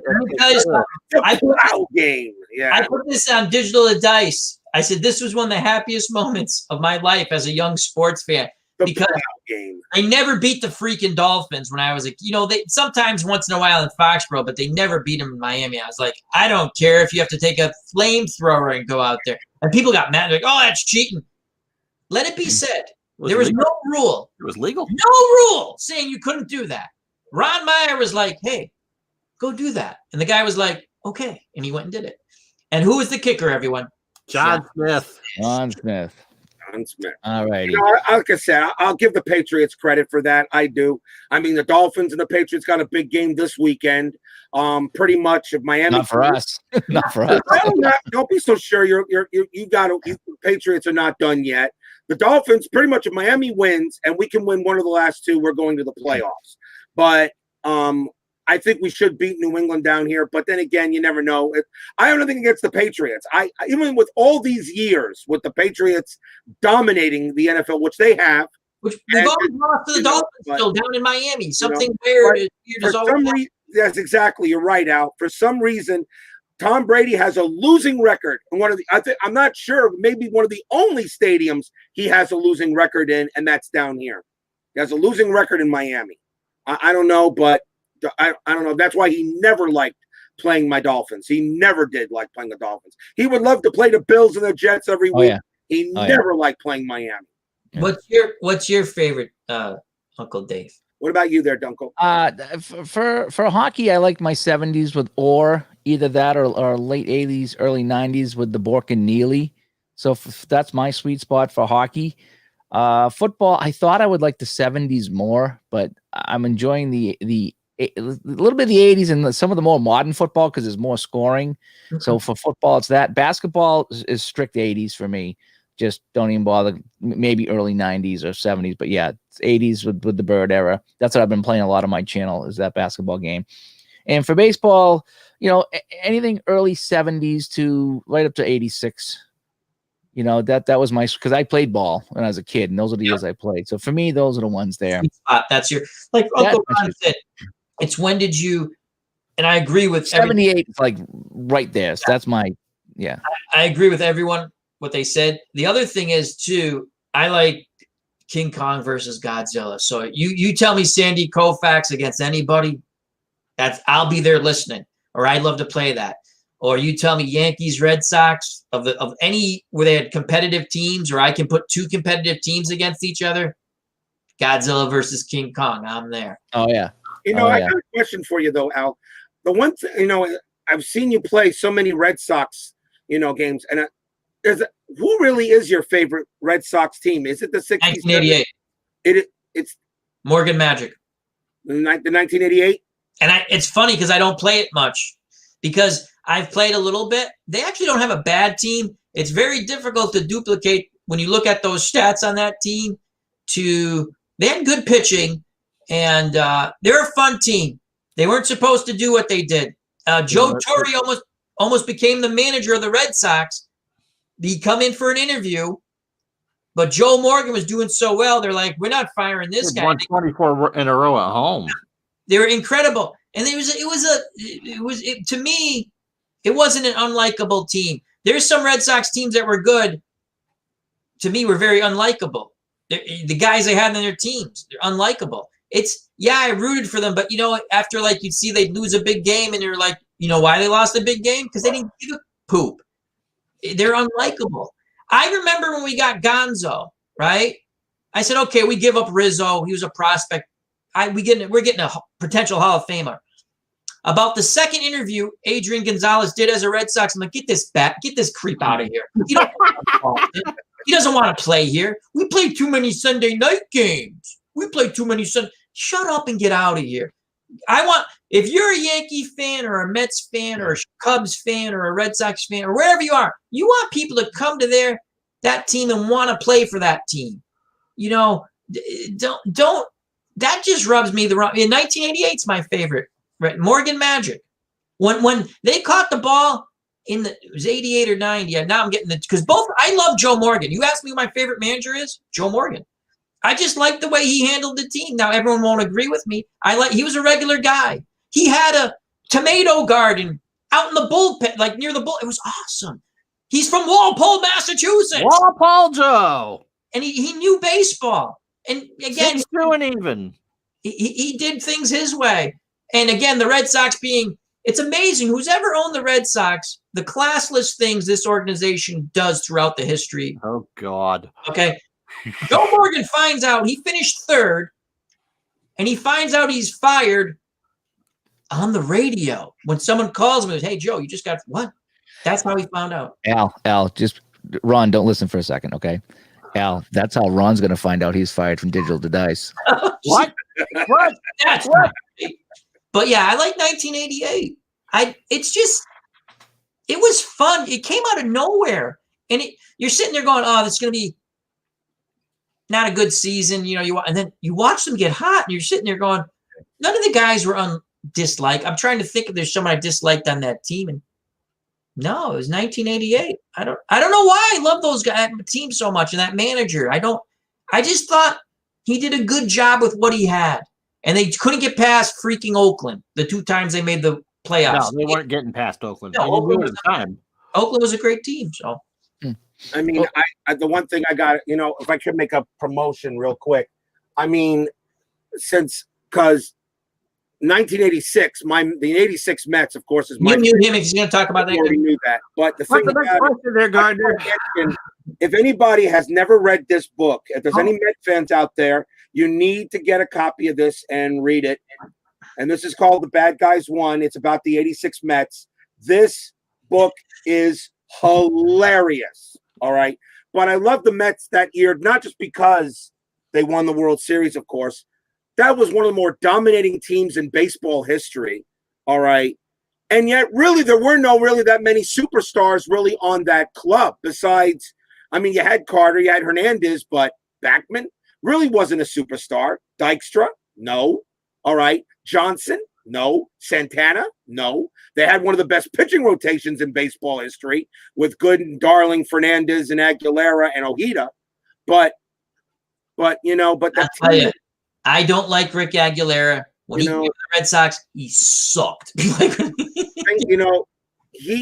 That team to me is the team I always remember, because of course that was the last World Series my grandfather saw before he passed away. That same year in December he died. And to me, 86 is my favorite season overall, my favorite Mets team. But but that's the thing. But Al, the thing I like about you is you chose the 88 Red Sox. Okay. And you were, and Ron's right. They wouldn't get past Oakland, but that 88 Red Sox team, I can't believe they couldn't win that team couldn't do it all. I don't understand it. Oh, they had no pitching. They had good couple. No, they had Clement. They had no bullpen really. They had no bullpen. Ron, you're right. They had a couple of good pitchers. And it literally had become Clemens and Hurst in fear for the worst. Yeah, you're right. But it was a fun team. I enjoyed it. Anyway, Boyd drank himself out of town, and Schiraldi snorted his way up the first baseline after the 86 World Series. And who the hell was? Oh, Lee Smith. Lee Smith was their closer at the end of his career. Had Smith and Reardon one year. I can't remember. Oh, God, I don't God, should have stayed in Montreal. What's the next question, Gardner? All righty. There, Uncle Dave. All righty. So I'll start this one off here. What is your favorite thing about playing these games? And I know there's many things. Okay. For me, it's almost the journey, not the destination. Yeah. And I know that we love, seeing Orr on the cards and Ted Williams and, Steve Grogan when we play, or, whatever your favorite sport, Larry Bird. But to me, like learning a new game, like I just got Payoff Pitch, learning how to play that and actually getting it to play and getting it to flow and just learning the new game and playing, like you say, the journey of playing the game is almost as fun as anything else right now. Even the PC games that I just learned how to play, the replay games, those are just fun playing. And yeah, you like to have your favorite team win or whatever, but actually playing the game is really fun, and learning it and just rolling the dice and, okay, what's it going to be? Is it, a goal, a shot, a home run, or whatever game you're playing there? To me, I love the actual playing of the game, if that makes sense. No, it does make sense. I was just trying to read the chat and run my glasses. No, that makes absolute sense. When you learn a game, I'll just because many of us have bought PC Replay very recently. It's fun, like with the baseball game. Hello, ID Jester. I know. Hi, ID. Football as well, my friend. General. The baseball game with my cheat sheet. Now, it doesn't cover everything, but now I'm starting to remember certain things. Not like what the outs and what aren't outs and this and that.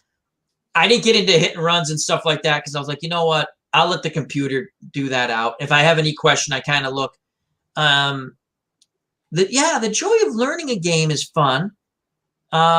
Seeing how different games do different things is fun too. The one thing I'll say about that, and I have a lot of games, I might not show them all. I want to start playing the stuff. I want to start playing the stuff I have because I keep buying stuff. And Tony, Cards and Dice TV, mentions it once in a while. It's kind of fun. And a lot of people have mentioned it. Ron does it all the time. We have seasons. We'll talk about it off air. If I could live as long as all my seasons and try to play them, we'll be here a long time. We're with Methuselah. Yeah. So learning a game's fun, but just playing the stuff you have. I'll tell you another thing. I'm not big at cutting or separating cards. I hate doing that. You guys talked about when you have stuff that cuts down your game time. Just prepping for a game. But when you start breaking some of those cards apart or cutting them or whatever, or looking at whatever game, and you start seeing the names, you're like, wow. Isn't that cool? It's like you're tearing them apart, or you're printing them out, and it's like, ooh, I can't wait to play this game. Whatever sport it is, whatever you're doing. The anticipation of like, it's so cool. I just started, and I'm not streaming it because no one wants to see me stream 3,000 Red Sox games. That's something different. I would stream Red Sox games, but I want to try to entertain people like we all try to do because we like doing it. But the joy of I keep playing the 67 Red Sox again in Pine Tar against whatever. Let's play a 7-game series and enjoy it, and it's fun, the anticipation. And when you read on the Facebook page, like Digital Dice or Sports Simulation, our good friend Dave Little, or whatever Facebook group you are on, Digital Glory Days Boxing, and you read some of these people's I love it. Yeah. I love the enthusiasm with the write-up. They might not stream it, but they're having fun. Yeah. That was the great draw when I started reading Delphi about 20 years ago. I'm not a big this is why I probably should shut up on this one. No, go right ahead. I'm not a big fan about those forums, only because the few times I've gone on there, except for Glory Days Boxing, I've not had a really pleasant experience on the forums. You just, it's like they know better than you. If you ask a question or you just sit, I just see the way they respond to people sometimes. Again, hats off to whoever wants to go on the forums. God bless you guys. Not my thing. I really thank you very much. I would have never gone to Facebook. I'm not a big Facebook fan, but You guys started a Facebook group. Dave Little has a Facebook group. It's just fun. Glory days back. To read people's projects. The point I was going to make about the forum, Delphi, Henson Fan 7, Ogard 62, Ringo, Maz 63, going specifically about write-ups on replays, and you get sucked into it. And there were nights that it's kind of like reading a book. You start with post number 1, and then 3 hours later, you're going to post number 500. I mean, Henson Fan 7 is one of the best football writers I've ever read. And everything he's talking about are, they're replay games, but these are games that were, technically never played. And you just get sucked into them. It's the story of it. It's the stories of it. Absolutely. I think it's Uncle Dave, just the journey. Where are you going with it? You don't know who's going to win. People sometimes will look at you. I bet you get looks or whatever. People probably say, well, why do you do this? Why do you? I met a lot of talk about what I do on Facebook just because you'd have to sit there and explain it. Yeah, I don't. On my regular Facebook page, I never mention what I do because my relatives would sit there and go, what? What do you do? But it's just first, I got to meet a bunch of cool people. Okay. 1, 2, the journey of it, the joy of just remembering. It's like, oh, it's nostalgic. Yeah, it is. Nothing wrong with being nostalgic. And I love how a lot of people are streaming games too, because you can enjoy it with them, and and that's how I found RJL. I was looking at Payoff Pitch. He's streaming Payoff Pitch, and I go in there. It's like I learned all about Payoff Pitch by watching him play. You could ask him. I asked him all these questions. And I felt bad because I was like one after another, and he stopped the game. And he answered every question I had in his stream. And I'm like, I'm wrecking his stream because I'm like, hey, okay, what's a double play? And how do you know if the guy can advance bases? And he explained everything to me. It's like when we got done, I was like, I had a really good idea how to play the game. And that was so cool that he took the time to do that. That's changed a lot since I began, because Ron used to post stuff. He didn't do much live. I mean, he's live on Twitch, and then he posts on YouTube. So make sure to check out Uncle Ron on Twitch. If you haven't subscribed in Twitch or check him out, please do so.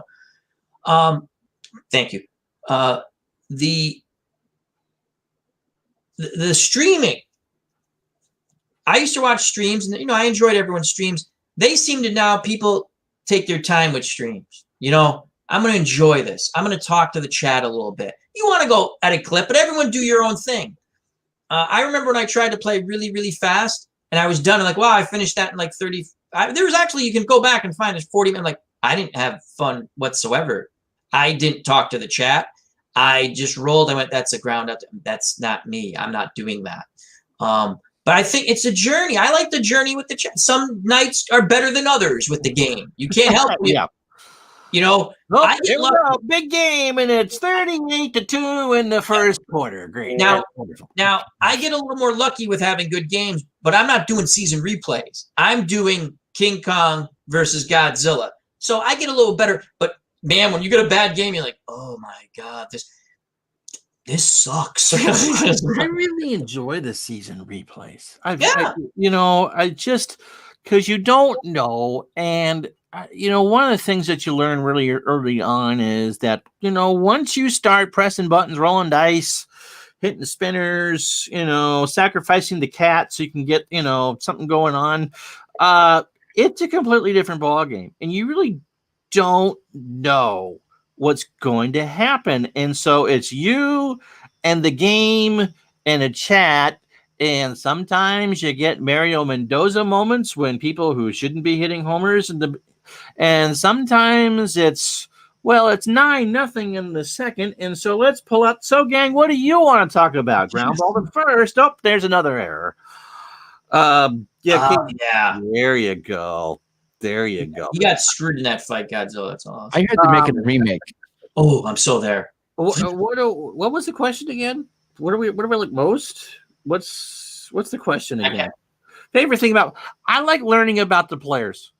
I think, we've gone through and I've done a whole bunch, I've done football replays and baseball replays from the wheelhouse, but now I kind of go on about because I know how games kind of work now.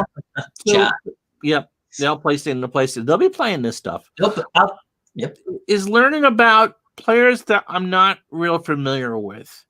I'm really excited about 49. What you learn about 49, Ron? Lots of walks. Lots of walks. They did not give in. They were not going to give in. They're going to throw where they wanted to throw.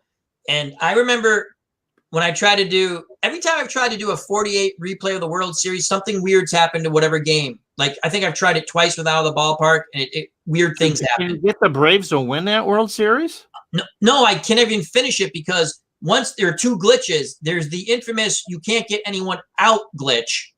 And there's another, but they fixed that. But the point, I couldn't believe all the walks, right? So I actually, after the game, I looked it up. They walked a ton of guys in that time period. So, but yeah, learning about players, like learning about the players, and it's just, I think it's going to be just a little different. I'm sure we'll dip back into something about, more of my wheelhouse in 2022. But I'm looking forward to just kind of going through and doing a different era and no DH in the American League. And, I'm opening day or featuring the St. Louis Browns. How are you going to pick? Because how are you still going to do like how you pick your teams for your past? Yeah, we'll go through, and obviously the teams that are up front, if they play each other, they're the ones that are going to get featured. And I'm really looking forward to do a season replay where the Red Sox actually play as they're supposed to, and not like 1978 when they were out of it on the 1st of May. Sorry, but that's a common. You've played that. I've played it with digital dice. Yeah. No, that's the name of our podcast, buddy. I'm sorry. Digital Diamond Base. Digital Dice is a great podcast. But if you played the Digital Dice baseball game, Bobby Orr would be the starting pitcher in DH. But yeah, it's difficult to get those teams to play, especially you weren't managing them though, Ron. No, and there's hopefully they get the bullpen glitch. But no, I mean, you don't expect the 78 Sox to win because, again, Mike Torres has caused liquor sales in Massachusetts to spike. I played the Bucky Dent game with Replay Baseball. I set it all up. The Avs played. The Red Sox smoked them, but Bucky Dent hit a home run in my game. And remember, the guy said in told the guy. Told the guy at Replay. Not that chat, but you were streaming something else. That maybe it was another baseball game. And he said, "Yeah, I sent an email to the guy saying, hey, Bucky Dent hit the game." He's like, "Oh, that's cool." No, one of the guys in Digital Dice did. Oh, I remember. One of the guys in Digital Dice was watching the stream and sent them email the replay saying that, hey, I was watching Dave play your game and he did the Bucky Dent game and Bucky Dent actually hit a home run. And the guy got a kick out of that. Yeah, that's cool. Yeah. So for me, it's learning of the different players and athletes. Yeah. What's my favorite thing about it? You guys, believe it or not, you guys, my subs, my chat, you guys make this a lot of fun. I would do this if I didn't have anybody in the chat. But one night, it was March. It was late March. I just got laid off from where I was working at due to COVID. And one day I'm looking on YouTube, and all of a sudden I see Al Red Sox fan rolling Strat. I forget the game it was, but you were rolling Stratomatic. And the first thing I said to myself is, what in the world? Why would anybody want to sit here and watch somebody roll dice playing cards and dice baseball on YouTube? Are you kidding me? Are we that gullible? Now, don't get me wrong, Al Red Sox. Don't get me wrong, Al. That's the first thing that came to my mind. And I watched it, and I watched him. And I said to myself, I said, damn, you know what? He is having a blast doing this. And it's a chat game. They're streaming it. And I'm seeing people watching you do this. And I'm saying there are actually other people doing this. Yeah. And I knew Stratomatic from years ago, APA from years ago, Pursue the Pennant years ago, Status Pro Baseball years ago. But I was watching Al do this, and I said, this is I laughed it off. Then about May or June, I watched ID Jester doing a review of some of these cards and dice games. Okay, he does a full review: Fall Classic, Inside Pitch, Payoff Pitch, Strat, Apple, top 25 games or whatever. Yeah. Triple play. Okay, all these games ID Jester did.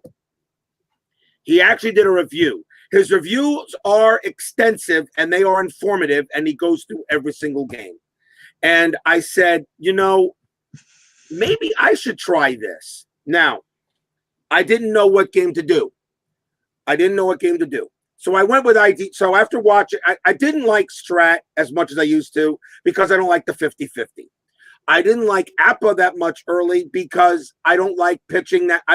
If you're going to abstract things in baseball, I'm sorry, pitching is not one of them. Pitching should not be abstracted. That is where the game starts with the pitcher and it goes to the hitter and then the fielder. All right. If of course the ball is hit. So I was watching ID Jester, his reviews. And the top review he gave was Payoff Pitch. So I said, okay, let me try getting a season of Payoff Pitch and let's see how it is. Fell in love with the game. And of course, I started doing a Payoff Pitch season. I wanted to say, okay, I love Payoff Pitch, but I want a little bit more. Give credit to Dave at Baseball Demos. He does Inside Pitch. And I watched how Inside Pitch flowed. And I said, okay, we're going to try Inside Pitch. Love the game. As much as Payoff Pitch, maybe a tiny bit more. Okay? Because Inside Pitch is a little bit more deeper than Payoff Pitch. But I love them both. All right? And then I started streaming and I'm getting people watching me do this, watching me. I'm saying, wow. And I'm getting good people showing up, such as people like a Steeler fan who's with me on pretty much every game, no matter who's playing, okay? You, Al Red Sox fan, when the Red Sox or the Yankees will show up, all right? Or, I got Mets fans. I got Reds fans, Brandon Baker, Dave Little, of course, Philip Reynolds, always showing up. I'll tell you, though, what really, really launched it, and I was doing my 1994 season restart, and we finished that season, went all the way through the playoffs. What do I like most about it? I rolled a no-hitter. Yeah, that's always cool, huh? I rolled a no-hitter. Especially on streaming it. That's great. It's on my channel. 1994 National League Wild Card Playoff. San Francisco Giants at Houston Astros. Bill Swift against Doug Drabeck. Bill Swift gave up a couple of walks in the first inning. That was it. No hit the Astros all the way through. Rolled a no-hitter. The first ever no-hitter I rolled in any game system I ever played. All right? Ever. And Payoff Pitch. I've had some crazy games, as you guys have seen. All right? 7-run ninth innings. 17-6 games. We've had 1-0 games. Okay? Inside Pitch, I have crazy games. All right. We had one a couple of days ago we had a crazy game today too. All right, with the Yankees and the Reds. All right. I agree with everything Ron said. When I go ahead and get a new season of Payoff Pitch or Inside Pitch, first of all, Payoff Pitch takes about an hour and a half to organize. Inside Pitch about 2 hours to organize because I got to go ahead and separate all the cards and a stack of this thick, all right, that Chris Davis sends me, all right. So it takes about 2 hours to separate those cards, all right. I did get a copy of APA. Hate to say it, I'm not going to go the APA route. I just, after playing some of the test games, it's not for everybody. You're right. You're right. And I rolled the dice, and it comes up home run. Roll the dice again, home run. I said no. We're going to Vegas if you keep rolling six. The first test roll in my first test game at APA, the first roll was a home run, was a 6. All right. I said, nah. Pitching apparently in this game, pitching really doesn't mean anything unless maybe a little bit with the Master Edition, which I have tried. And I do prefer, if I was to do APA, I'd be doing master, not basic. All right. Master a lot more. There's a lot more to do with master edition. I think you'd like replay baseball. I don't replay baseball. I have the PC version of it, the demo. Too much a little bit. It's got it's like inside pitch and APA put into one. I have another baseball game coming. I'm going to get it this week. I'll do an unboxing. I'm not going to tell you which one it is, which I chose, but I have another one coming to give it a try. But Strat-O-Matic, I would buy a copy of Strat, but I'm waiting for them to remaster the 86 season because Strat has no seasons. Yeah, you'll be waiting a while for They that have one. no season. Yeah.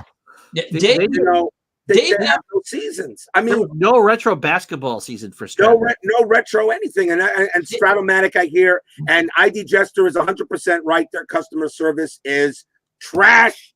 So, here's something funny before I forget. Sorry. Dave and I were talking. They had a sale. What was it? Last year, year before, whatever. And I bought all these old seasons.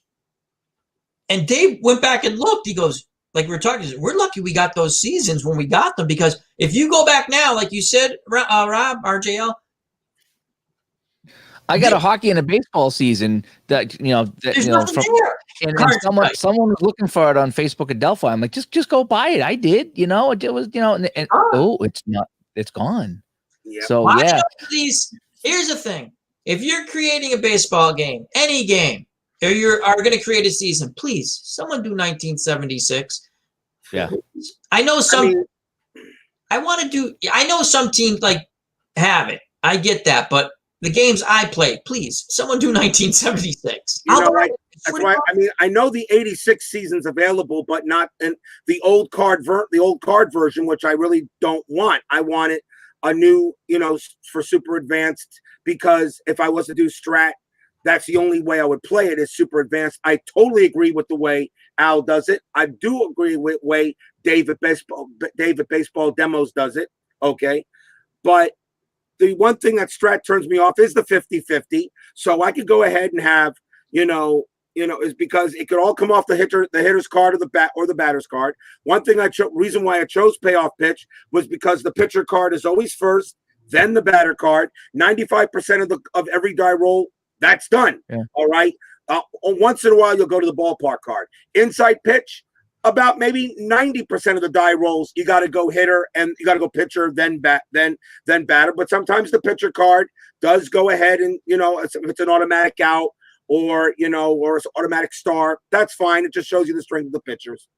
But the reason why I really like doing this is because of you guys, because of my Strat, because of my chat. Okay. These guys join in.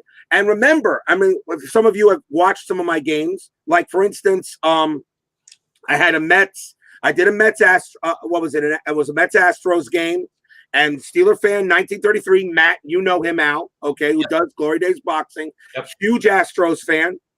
And I told him, I said, tell you what, I'm going to ask you questions. You tell me what you want your Astros to do. I will get my chat involved. I don't want them just to go ahead and see me roll. That's why I have the setup that you like, Dave. I have your setup where I have the board on the thing. You can see all the base. You can see all the base runners. You can see everything there. Nothing is missed. See, I like that. And what I don't like, and I hate to say it because I know someone's going to get mad at me, but when I see someone doing a baseball game, that's it, Gardner. I'm pissed. And they're like this. All right. And he gets the ground ball short. And now this guy's up. And that's a single up the middle. And now this guy strikes out. And it's just it's like they're playing like gin. No offense. No, I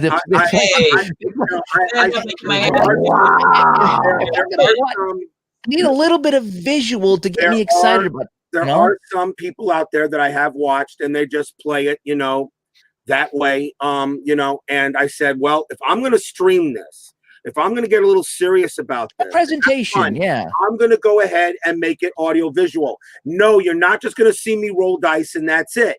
You're going to see the players get on the base pads. You're going to see everything. That's why I upgraded my camera to a better camera, so everyone could see the numbers, which now it's crystal clear because I have a 4K camera that does that now. The camera I'm using here is my old one, but but everyone could see it. They could see the dice being rolled. They could see the players moving around. All right. I wanted to be audio visual. I just didn't want to say, like you said, Dave, oh, here's the card, next batter. I mean, come on. I mean, you can fly through a game, which is, if that's what you're doing. But if I'm coming to watch you, I want to get a little bit more. I mean, and you don't have to go nuts with all these kind of table decorations and stuff like that. But if you do, that's great. But just to me, when I see that, and I see him flipping the cards, it doesn't stimulate me, and it doesn't mean I don't watch, because I still do, some people, but it's almost like they're trying to hurry it along, and it's that's why I went ahead. That's why I have a scoreboard. Okay. A score, so anyone who wants to check in will automatically see the score of the game, no matter when they start it. Okay, I mean that board I got is from an old baseball card game, which fits the cards very well.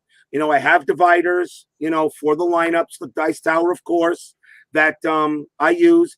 But then again, Al, who does such a great job, because he uses since I don't have any really of electronics, I don't put a scoreboard on the screen. I put the scoreboard on the table, where Al uses Chris Anderson's scoreboard for the scores and everything. And he also makes it audio visual. All right. I said, if I'm going to do this, I just don't want to sit there and just roll dice and describe the action. I'm going to let people see it. Yeah. Let them see the action. And that's why I did it. So I enjoyed the game mostly because of my subs and my people. Absolutely. I enjoy all my subs. I think everyone will say that, whether it's on Twitch, like for Ron, which if you've ever been to one of Ron's Twitch streams, they're fun. He interacts. He has a lot of regulars, so it's a lot of fun. Everyone he's got great baseball knowledge too. Yeah. Ron, you got a great amount of baseball knowledge. I watch 78 season, and I'm listening to you while I'm actually, organizing payoff pitch cards or separating my inside pitch cards. Okay. Ron, your knowledge is amazing. Here's the thing. I've watched other people play card and dice. I don't have the same camera setup. I can't do what they do. So what I do, that's always what can I do similar? And that's what I try to do. Appa Brian, yourself. Oh yeah, he has great setup.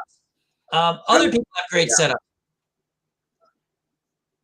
Me personally, I like a real verbal call. It doesn't have to be long, but because I've told Ron this, I've told everyone this a lot. I'm usually at work listening or driving in the car. I can't really watch.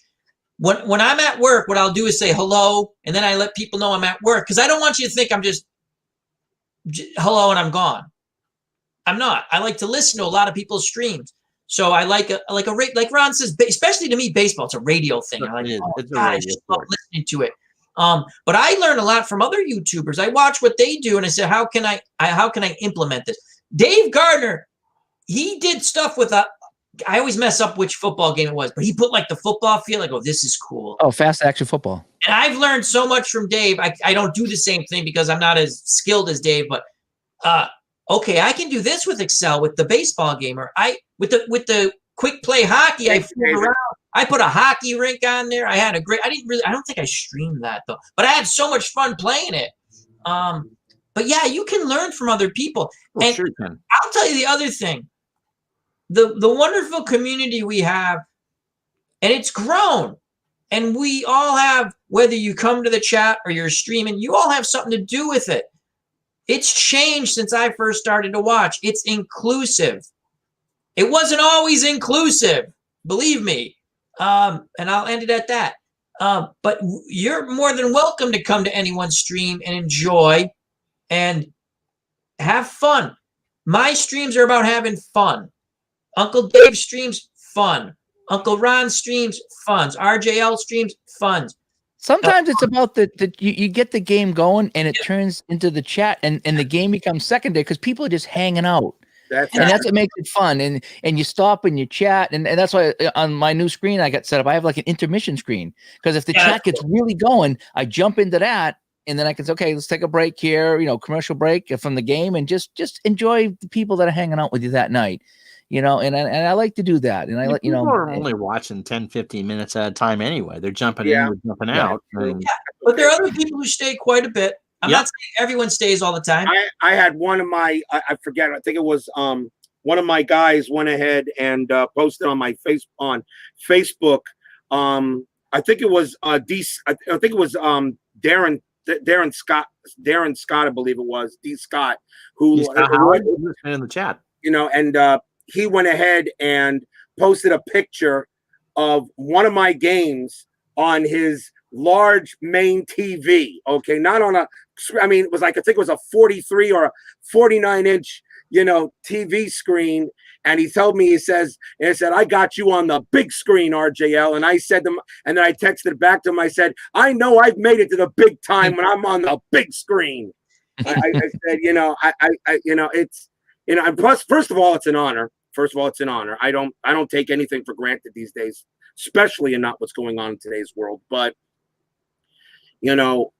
it's nice to know that people like, Dave, Al, Ron, Apple Brian, ID Jester, CP Cards and Dice, Tribe Fan. These guys stream and they do such an awesome job at it, and I had to learn. I mean, believe it or not, like I said, Al, you are the main inspiration for the reason why I chose to do this. Ron is the main inspiration for the reason why I do action PC baseball. I haven't done much lately, but because most of mine's been cards and dice lays, but watching Ron do it, one of the reasons why I do it. Okay, ID Jester was the reason why I went payoff pitch. David Baseball Demos is the reason why I went inside pitch. So, and I got another game coming, and I'm gonna keep that for another time. You know what? It's just amazing that you're right, Dave. 100%. This is a great community, and because of people like us, I mean, especially what's going on, we're all trying to make it as bearable as possible. And why not? Rolling some cards and dice. And yeah, I've had some people in the chat that get a little bit raunchy, but yeah, that comes with the territory. Hey, let me ask you something about payoff pitch, okay? This journey started for me with baseball is I like the strat baseball. I like the strat basic. I've played advanced and it's fine, but I like the strat basic because I'm more of a casual baseball guy. I don't know the batter interactions, lefty righty. I don't know that stuff very well. I just enjoy playing. And I did a strats. Royals Phillies World Series. I think I played that and I had fun with that. I really did. I don't know if I did the whole thing or if I did one game, but I had fun playing. I think you did the whole thing. You posted in digital. You posted in digital the dice. I think I did. Yeah, and the Royals ended up coming back and winning 3 straight to win. Okay. They won it in 7, right? I don't think you streamed any of it. No, I don't think I did. But I was following the posts in digital the dice and Dave Little. I think you posted. But I know you did in digital dice because I was reading the write-ups. I know it. Yeah, I think yeah. So I'm playing, but again, we talk about that. There's no seasons unless you want to go to eBay and pay $200. And it's like, no, I don't need that. So I was looking Black Friday for a baseball game that I could pick up that was not too difficult, and it ended up being payoff pitch. And I watched a lot of videos on it, and I was like, boy, this looks like one I could play. And so Ron brought this up. He says payoff pitch, Dave, is almost like a strat advance. It's this in the same vein as strat, a little more meat on the bone. And he goes, that's probably why you like it, because if you like strat baseball, payoff pitch is like the next logical step. Do you think, RJR, do you think that it's a lot like strat?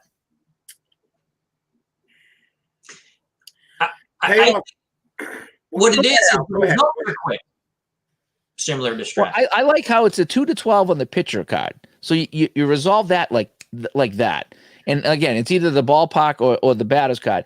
And everything's right there in the card, just like in strat. Now, occasionally, you do got to go to a chart or a fast action card, which is fine because it gives it a little bit more depth. But for the most part, everything's right there on the cards, and the game flows like it does with strat.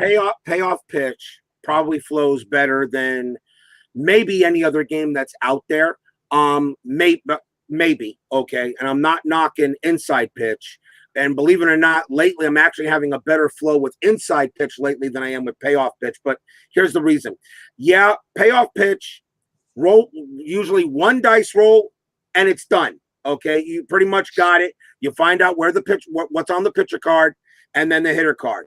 A lot of things that, and I'm already reading in the chat, and I see what Modine has put there, and he's correct. Payoff has no pitcher, lefty, righty. According to Joe Bryan, he says that's baked in. Okay, to the batter's cards, he says. Okay, fine. That's fine. Oh, it's on the batter's card. Yeah. Well, the batter's card, right. Yeah. Well, the batter's cards is lefty righty, but Joe actually says that the pitcher card, because there's no lefty righty split on the pitcher card, which a lot of people tried to push Joe to do, and Joe got a little bit angry about it. All right, and I know you just had him on Digital the Dice, which I listened to that interview, and he was terrific. Even though he says he was nervous, he was fine. He was great. And I've spoken to him a couple of times myself and through email. And he, the way he set it up, where if you're only going to use lefty-righty splits on the batter, you know what? Fine. Okay. A lot of people have issues, a little bit issues because the pitcher doesn't have it. So, all right, whatever. Payoff pitch flows very, very well. Okay. And the fact cards I use, don't have to worry about, you don't have to worry about, chart lookup or anything like that. Although Joe Bryan says he's going to do some rules updating. He is rewriting the rules a bit to get some other plays in there. So he has been working on it. And I think he was supposed to release the 1972 season before this year is out, but it looks like that's now going to be next year because that's the next season he said he was going to do. But that's the thing about that, because usually it's one dice roll, flip a card if you have to, and it's done. Inside pitch, all right, to me flows actually a little better. Now, are there more die rolls? Yes. Is the base running a little quirky? Yes. But it does make sense to me on the base running most of the time. All right, but that's okay. I've been able to move through a game of payoff. I've actually been able to move through a game of inside pitch faster than a game of payoff pitch lately. All right. Not because of high scoring, just because of the way it flows. What I do love about inside pitch is the left and righty splits already baked into the pitcher card. All right. So if you on a pitcher card, you have a slash in a cell, which says if it's a right-hander or a lefty, it can make a difference there. All right. The one thing I like what Chris Davis does with his inside pitch is the pitcher is designed to will either give up a walk, give a strikeout, or a home run and the automatic out, and that's usually it. Everything else is done by the batter or the ballpark. Plus, one thing I like about inside pitch is the range plays. The range plays, okay, are always off the pitcher card. But the one thing I find what's different from payoff pitch is range plays have a difference concerning the ballpark you're in. I have a little bit of an issue with that. I don't think the ballpark determines the range in the infield. It really shouldn't. But okay, that's how Joe does it. Where in inside pitch, it's the range of the player, doesn't matter where he's playing at. All right. Inside payoff pitch flows very well. Inside pitch flows very well. You can't go wrong with either of these two games. I want this because I'm a basic baseball, like I'm the hockey guy. So when it comes to baseball, I'm a very baseball light type of person. So again, it doesn't bother me that the pitcher card doesn't have the left-right matchup because it is on the batter's card, and that's kind of enough for me. Yeah, being a basic guy coming from Strat Basic. So for me, it flows. I have my fun with it. I really don't overthink it because, like I said, now you guys know all your baseball a lot better than me. Okay, I'm just a casual sit back guy. For me, that's why I have a hard time with hockey games because I've played hockey my whole life. Granted, beer league hockey, but I've watched it. I've broadcasted it, and I've played it. So for me, when I do a hockey game, I nitpick the heck out of that, like you guys do with baseball. So for me, I can just sit back and say, "Oh, baseball, whatever, ballpark check, this and that," and I enjoy it. And so for me, payoff pitch is probably like it's an advanced game, but it's a casual advanced game. And that's why I take into it. But I did look at inside pitch too. I did look at that. The one thing is also, as I'm reading from the chat, Yeah. And everyone's talking about, ratings, how the cards are made, Look, we're to be very honest. Is there such a thing as a perfect No. game engine out there? The answer is no. Take care, Dave. Take care, Dave Little. Say, Dave, take care, Dave. There's no such thing as a perfect system. We know this, okay? The one thing also, because, Stratomatics, I think Stratomatics ratings are very close, but even they're off. Yes, even inside pitches ratings are off. Don Mattingly, okay, in payoff pitch is rated an A at first base. Chris Davis has Don Mattingly rated a 2, not a 5. Kind of interesting on that. Every system is different. They all do it differently. And you know what's funny about it? Tony at Cards and Dice mentioned this, and I said, you know what? He's right. There are a lot of game engines that are similar. For instance, Pursue the Pennant, Dynasty League Baseball, and Stratomatic, similar. They're pretty much 50-50. Okay? Fall Classic, pretty also 50-50 in a way. All right? Inside Pitch and Replay Baseball, very common, very similar. Matrix, they use a matrix, okay, where Replay Baseball uses a chart like APA does, all right, but Inside Pitch, just takes it off the card. Payoff Pitch, a lot of people say it is maybe, like you said, like a little bit like Strat. But have you noticed that as similar as all these games are, as similar as some of them are, do you realize not one of them does pitcher fatigue the exact same way? Yeah. Here's the other thing. None of them. One more thing. Here. There's a game called Dice Baseball. Had they developed this game slightly more, and ID Jester will tell you this if he's still there. It's they just needed to tweak it a bit. And if I had time, I would figure out to tweak it, but I don't have time. I want to play games. I don't want to. They have the best when it comes to, you have a dominant pitcher? Guess what? He's going to dominate that game, most likely. That control factor. That's the control factor is brilliant. They have some things that they need to speed up the game, which if ID Jester could, I bet you he could figure it out. I sat there, I started to do this, and you know what I said, Uncle Dave, Uncle Ron, and Rob? I want to rather play games than, if I'm going to figure out a game, I'll do a game myself. And I've been working on a football game for God knows how many years, and I change it, and I change it, and I change it, I get away from it. But my point is, play the games you like. Not every game's going to be perfect. Not every game's for everybody. Some people debate me on Pine Tar Baseball. Guess what? I love it. Mm-hmm. I like playing it. I love the home and away splits for pitchers. You're not going to use the pitchers the same way. I'm telling you right now, because you kind of want to win. You want to give put the best pitching matchup. Some guys don't pitch good at home. Guess what? You look it up. You can find those stats. They didn't pitch good at home. I love the pitching grades. That's the first game I ever did anything with pitching grades. At first, I was like, I don't know if I'm going to like this. I do like it. It's a different way to play. ID Jester says right here, Dice Baseball is a very solid game with, total crap charts, but a solid game and has a good flow, but it needs some adjustment. I have a ton of seasons. And what I did was, the cards, what are they called? The cards. Fast action. Fast action. I'm going to try to incorporate, instead of looking at charts, because I've seen people do it with payoff pitch, try to use the cards to try to get away. Because the charts stink in that game. They're difficult to understand, and it's too much. But my point is, anyone in the chat, you can have disagreements about what game's better. There's not. Play the games you like. If someone plays a game that you don't like, it doesn't mean they're worse than you. It doesn't mean they're better than you. They're enjoying a different game. Yeah. Remember what David Baseball Demo said. Play the game you want the way you want to play it. Oh, was it Uncle Ron? I'm sorry. Dice might be the only game that gets 68 Gibson right, because that's he's dominant. Yeah, I played it. Yeah. Absolutely. If again, I don't want to redo a game, but that game, for the games I played, very enjoyable. A couple of test streams, it's amazing. It's why I don't play it on the channel. Every time I play a game, they're long. And it's not because of me. My streams are long anyway. It's just the games. It's what can you do? I remember I was doing a game. I'm praying for someone to win, but it was such a fun game to play. I'm like, my God, it's 2 in the morning. And then I've had games that I just wish would get over. I had games that go 16, 17 innings. I had one game that went that way. I said, "Oh, come on, dice, give me a break.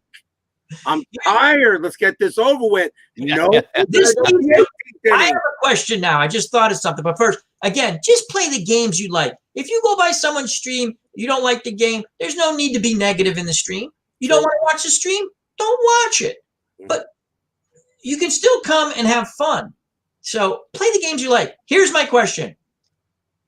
I just said you have a stream, it's either usually a stinky game you're trying to get through.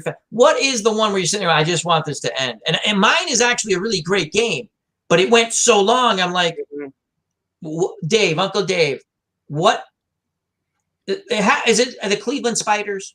Is it something to do with the Cleveland Spiders? Though those were fun streams. I enjoyed them. I had fun. But my problem is that I don't know that era. Again, being a casual baseball guy, I don't know that era. And Ron had told me about a stealing glitch with Action PC, and so every guy was he stole second, he stole third, he stole home, and so I was like, I thought I had the glitch, and so I sped through the game and started it up and went to another game, and then did the same thing, and then my streaming software started messing up. In fact, it's completely dead now. By the way, that the one I was using, so I just had so much aggravation with the spiders, and it was fun losing all the games. It really was. But I just started having like, why is this guy stealing all the time? He's stealing second, he's stealing third. It's all the time. Then I couldn't stream and I was having issues, and the whole thing just became one big frustrating mess. And I just said, okay, I need to abandon this project because it's just not going well. And you have to do that sometimes. I've done it. Uncle Ron, what is? Oh God, any game that goes 15, 16 innings. Yeah, you just because you're running out of steam, and you're thinking of he's going to show you right there. 18 innings right there, people. And that was one of the first games I ever did, was a game between the Cubs and the Mets. And that game's available on my stream. That game wouldn't end. Yeah, because you've run out of pitchers, and you're looking to see, which 7 ERA guy am I going to throw for 40 pitches? And then he goes out and does his Tom Seaver impression. There goes the 1-2. So because you've done it for an hour, hour and a half, and you're tired. I think that game lasted like 3 hours. I mean, it was it went into extra innings. It was like tied at 2, and then the Cubs scored 5 runs in the top of the 13th. The Mets scored 5 runs in the bottom of the 13th, and then the Cubs won the game with a run in the top of the 18th. That was one of the first payoff pitch games I ever did. And I said to myself, OMG, what did I get myself into? ID Jester brought up that was a free game. There was you couldn't get anybody out, and at first I think it was a Red Sox versus the Royals. What if? Because we won the 1-game playoff, right? So I said, I'll play the next. Right. You couldn't get anybody out. And about the 7th run, I'm going, something's wrong here. Everyone's hitting an effing triple, like double or a triple, and you couldn't get anyone out. It was one of those free games that actually is not bad, right? It just had a glitch. It was stolen. It was, what was that? I'm sorry? Except for it was stolen. Oh, that? Okay, I'm talking about that. Ron is right. That particular game, someone stole someone else's code and published it as a free game. Right. Good night, Everett. See, Everett. I had a game I played. I don't know which baseball game it was. It was just a one-off, and I was playing, and I think I went into extra innings, and it just was getting tiring. And I think I was in the 12th. It was like nothing. Finally, someone scored a run. I went to the bottom of the inning, and I think it was in payoff pitch, and something happened. I just went, I'm having trouble deciphering what happened. This is when I was learning payoff pitch. I'm not sure what happened, but it's an out and the game's over. Good night, drive home safely. It didn't matter if I played all night or not. It was just a one-off, There it is. There's a base hit. It's on. Goodbye. See you later, guys. Have a nice night. Game over. Final score 1-0. Bye. Click. That's Here are the classics, the bloopers now for me, right? My home run calls where I think it's a home run, and then I realize. Oh, yes. I love it. I realize I looked at the wrong column, or thanks to dyslexia, I am numbers. I and like then you sit there and go, I made a mistake. Out of the ballpark I had an issue. Out of the park. All right, yeah.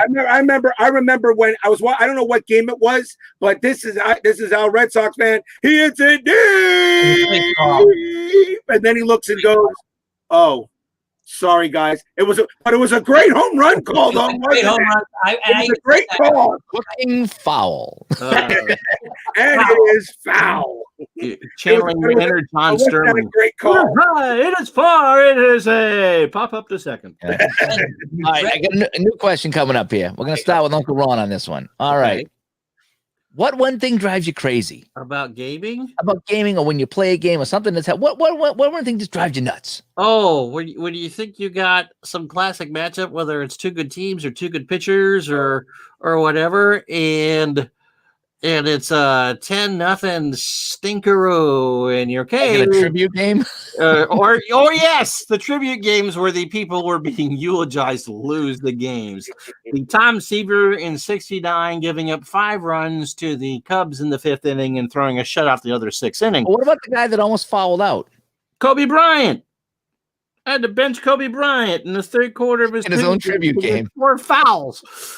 So those are the things that drive you crazy. Or when some backseat drivers in the chat, you use the wrong player, and then no. I get a few of those. Yeah, it's like you drive your own damn car. Tell me, you think I'm playing this wrong? Okay, you're entitled to do that. And All right, this calls for an Aunt Becky. Are you ready, Ron? Yeah. On the fly. Here you go.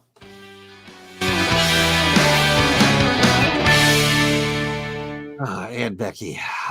Still won't be home for Christmas. Sit there going, no, you need like no, I just showed you the stats on the screen. But yes, that would be the game ending safety was something I happened once. But no, that would be but yeah, you think you got the ideal matchup, and Al and I are charter members of the game ending safety club. Yes. Oh God. The walk off the safety club. The walk off safety club. Yeah.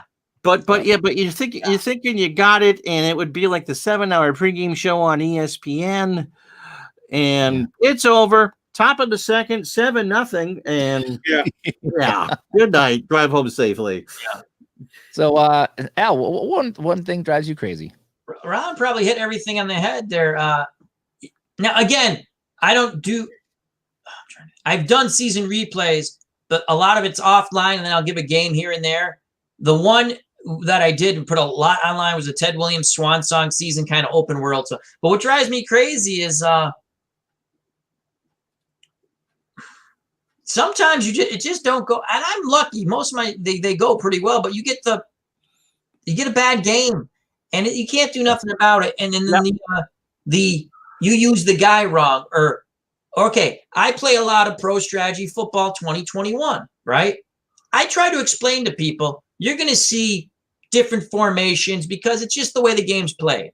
I've said it over and over again. The results, and Ron will tell you, we did games together announcing. Yeah. The results are not unbelievable when you're playing teams from different decades. The results when you do a season are not unbelievable. Johnny and I is going for it on a scramble on 3rd and 6 is not believable. He could scramble. Yeah. My point is, they go, why are you running a shotgun? Because it lets me. And I'm playing the game. So I'm going to do it. You can play the games the way you want. And again, it's fine to say that. Understand, what's the key word here? Game. It's a game. Yeah.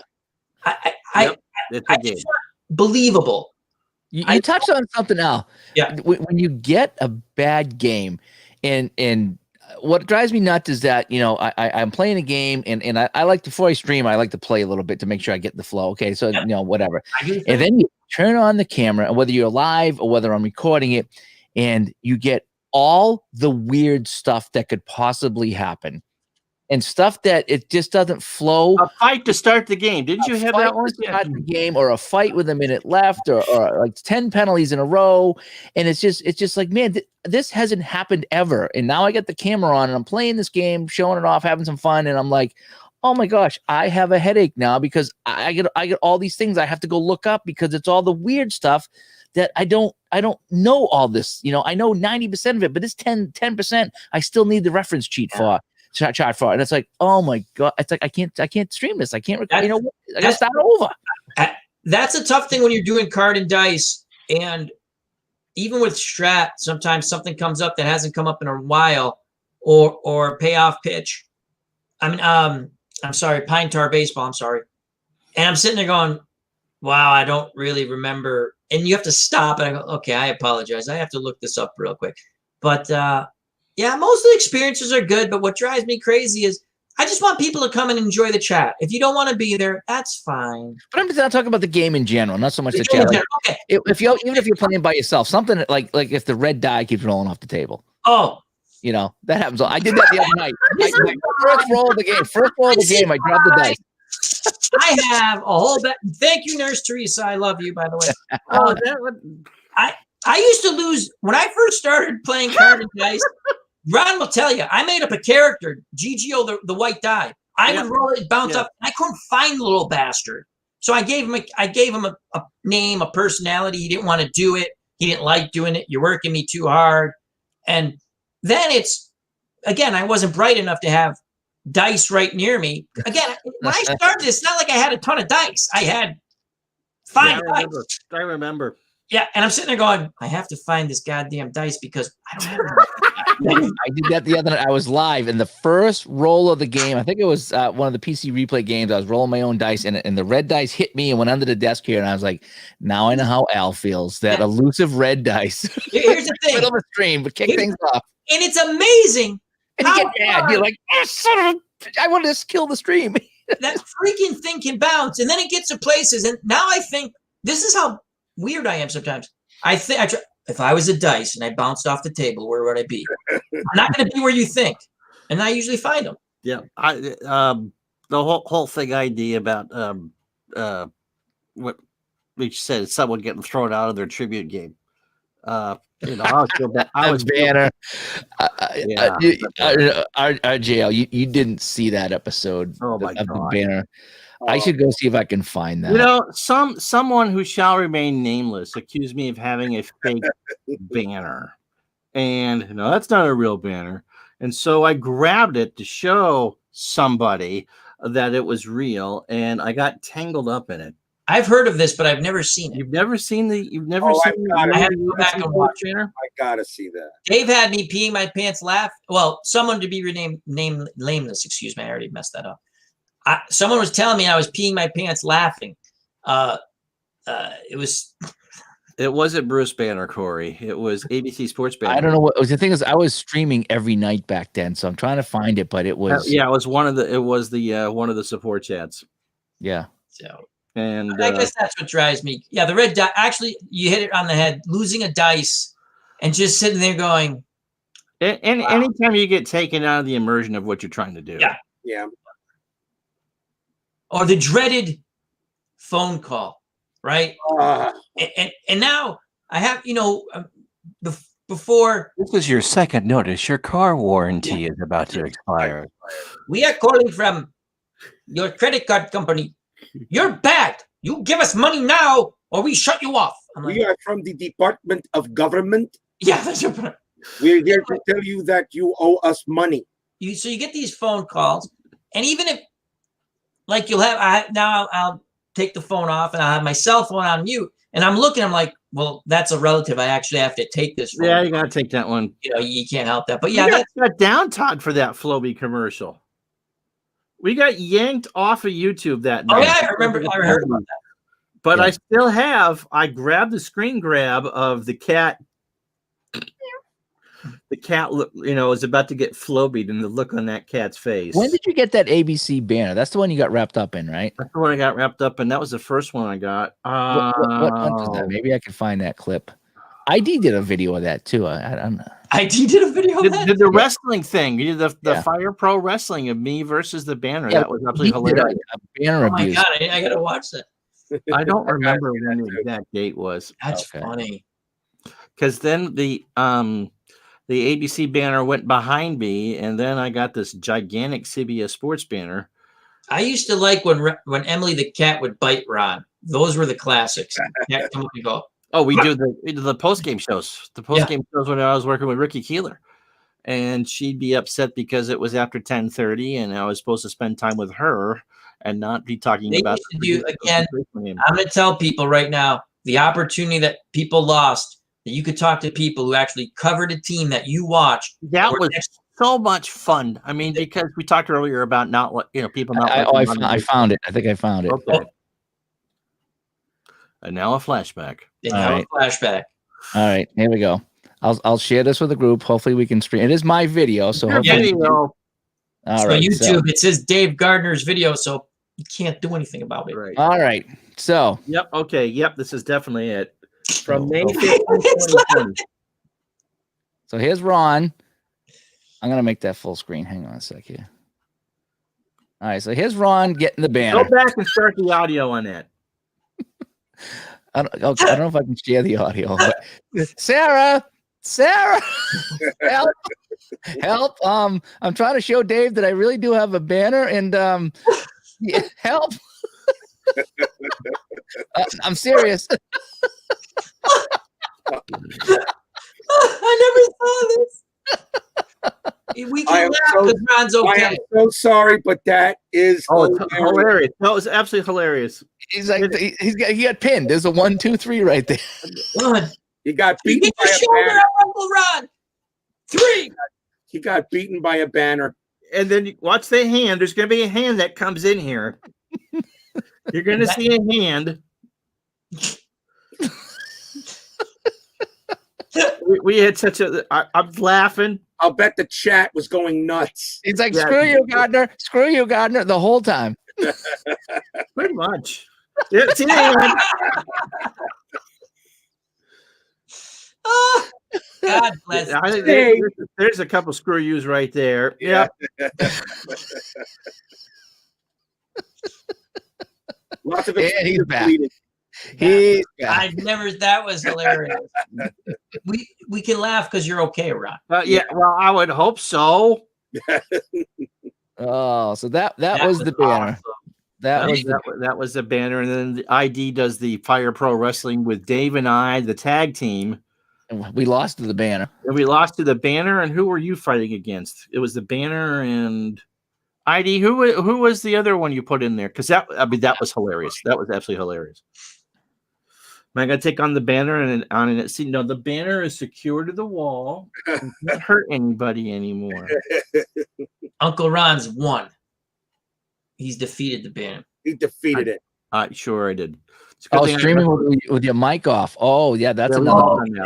We've all done that. When people are like, I can't hear you. I can't hear. What are you talking about? Yeah. I did a whole boxing real event, right? And I was like, this is when I was doing that a lot. I used to get good views for that, right? And people were coming in and leaving like, wow, my regulars aren't, and no one told me they couldn't hear me. Oh, I had a reverse case of that. I thought I was using the blue mic here that you see, and it turned out I was using the webcam mic. And so I had to take a phone call to talk about some, my case manager. So I thought I'd muted the mic. And there was someone that would like to give me a hard time in the chat. And so, I'm doing my 2 minutes conversation. Sorry about that. But you to hear all that. And I said, no, we heard everything about it. And I thought he was giving me a hard time. And I realized about 2 weeks later that I had been using the wrong microphone all the time. So thankfully I wasn't browbeating or anybody. Yeah, there wasn't any serious issue. That's a good point ID Gesture brings up. Because okay. ID all right, let's see if I can play this. I try to get the audio going, so hopefully we can get the audio. Okay. All right, here we go. I've never seen this. Alrighty, guys. This is ID Jester. Thanks for joining me. Man, is it time for another rant? Oh, can you guys hear it? My God. Yeah, we can hear it. One of ID Jester's famous rants out there. There was something that happened last night that we got to talk about. And it is, I always try to stick up for the little guys, the guys out there. You guys always look to me to find out the truth, find out what is honest about there. I'm 100% honest about what I say, what I do here on my channel, and give my thoughts and opinions. And there was something that was happened last night that is a travesty out there, and I want you guys to know that this is unacceptable. This is not to be tolerated, and you should step up to the plate and do something about it today. Don't wait till tomorrow. Do it right now. So you might be wondering what exactly happened. Well, I'm going to show you. Okay, and this is not me making things up. This is just creating things, to cause controversy. Okay, This is me going to show you in live and in person what had happened. Okay, so let's watch, see what happened. So during the live stream last night from Dave Garner's channel, this is what happened during the episode as our good friend Uncle Ronnie. You know, you love him. Everyone loves him. He's a wonderful little guy. Everyone loves him. And he was abused last night. Physically abused last night. All right, let's see it.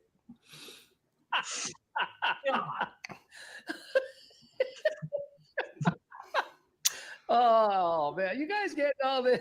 Hey, there it is. ABC Sports. See it is. You're all wrapped Oh up my in it God. now. What's gonna happen? I You like cannot my believe blank? I can. Oh, what happened? Why did it stop? Wait, go back. No. Oh my gosh. Go back. What happened? Why? What is going Somebody on? call 611. You know, Pause. That's what I meant to do. Right there. All right. Look at this. This is this is not right. Poor Uncle Ronnie getting abused by this ABC banner. All right. The banner. Okay. All right. Let's talk just normal, right? The banner. It's got the size. It's got the speed. It has the weight. It's got everything going against it. And he's taking on little Ronnie for no reason, right? Now watch what happens to this. Oh people my, had their NFL blankie sets when they were little. this is I just spent unacceptable. $100 for an ABC Sports blanket. You know, there you go. There you go. That looks pretty good. I can't quite read it. Can you roll a little bit more? Bite Oh. me. This is not as thick as I thought it was. Hey, Sarah. Now I'm caught in it. Thanks, Gardner. All right, just look at the pain and anguish on Ronnie's face. Look at that. He's being suffocated. He is almost to the point of having to go to the hospital here because the banner was abusing him so badly. Why did it need to do that? It did not need to do that. Okay, it had all the advantages, and it decided to go ahead and abuse Uncle Ronnie for no reason whatsoever. It's unacceptable. If you guys are rooting for the banner, you should be ashamed of yourselves. You should stop doing that immediately. My wife rooted for the banner. Immediately. Do not wait. Let's continue. Sarah, come here. Help! Look at the pain and anguish on his face. You can see it from here. There's no reason that this needs to be like this. There's no reason whatsoever. If you guys are supporting the banner, if you put your money, if you put your support behind the banner, you should be ashamed of yourselves. Do not let this continue at all, ever again. This did not happen. Okay. Poor guy almost ended up in the hospital because of this abuse, because of what had happened last night. And it's unacceptable and needs to be stopped right away. I'm here to help you realize that and to stop making people believe in the banner anymore. It should not happen. It's unacceptable. What happened last night is bullshit. It should not be tolerated by anybody out there. That's awesome. Hell, I knew that sound was gonna get you. It was gonna be the death of you. Ah, there. ABC Sports. Is this the agony and defeat? The wide world of sports. Take this thing off me, please. Someone, Dave was giving me is this a long story? Is this a long story? Please, the court. There you go. That is what happened. It's unacceptable out there. We should not tolerate it. We should not put up with this any longer. The banners have gone out of control. I don't know how much easier I can put it for you guys out there. I've never Banners seen are out of control. They are abusing us. They're taking advantage of us, and they are not stopping. Even when we're down for the count, and even when we're suffocating, even when we have no chance of survival, they are abusing us for no reason whatsoever. If you support the banners, you're an idiot. You should not be doing that. Listen to what I have to say. You saw it here. I did not. None of this has been post-scripted. This is live and in person what had happened last night. And I'm here to let it know that this is not be tolerated by us out there anymore. Do not support the banner anymore. If you do, you're an idiot and you deserve what you get. That's all I have to say. Thanks for watching. See you later. He's gonna break out laughing right there. I gotta know how he did that without He cracking up himself. How he did that with a straight face, I'll never know. You'll How be did you happy- do that, I Jester? he You'll be said happy to know that I've got the banner taxidermy to the wall, so it can't do it again. he said in the chat, he goes, I don't know how it was so hard not to laugh. Yeah, I'm pretty sure it was. Oh my God. That was awesome, David. Awesome. That's the That's- craziness. It really was, and that was because of you just didn't believe me that I had the He banner. said, "Oh, I got this really cool ABC banner," and I was like, "Yeah, no, you don't." Video I of the already see year. it. That wins that video wins the internet. ID Jester just won the internet. That was pretty funny. That was I never saw either. Thanks for sharing that. He's won today's internet. That was Again. yeah, that was. You have to understand, I guess everyone should know ID Gesture, but when he comes out with a video of like that, you think he's going to do this rant against, say, Oh yeah, I saw that. I was like, "Oh my gosh!" a specific company, will say, right? And then he goes in. That's what makes it so funny. Because if you didn't tell me what that was, I'm waiting for one of his epic rants, which he's usually right. Be honest with you. Usually.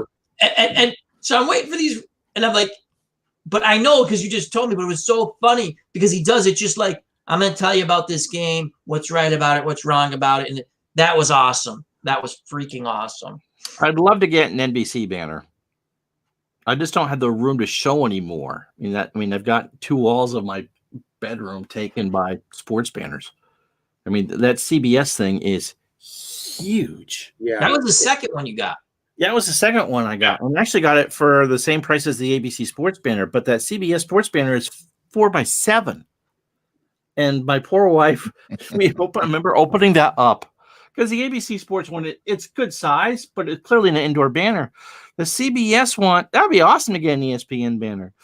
And the CBS banner, she goes to open it up, and we had no idea where we were going to put it because I figured just switch it out because I thought it'd be the same as the ABC Sports one. Oh, she was going to kill me. I thought the banner wasn't going to kill me. The wife one was going to kill me. Because we didn't know how to, and it's a lot heavier too. That was great.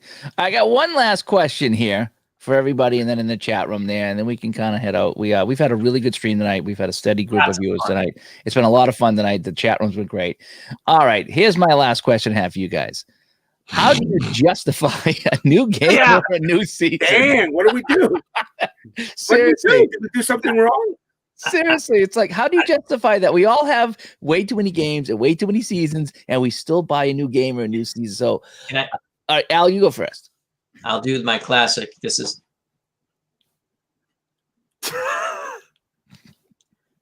I've been on advice from my counsel. I refuse to answer that question for fears of incriminating myself. Is she watching in the other room? Oh, okay. That listen.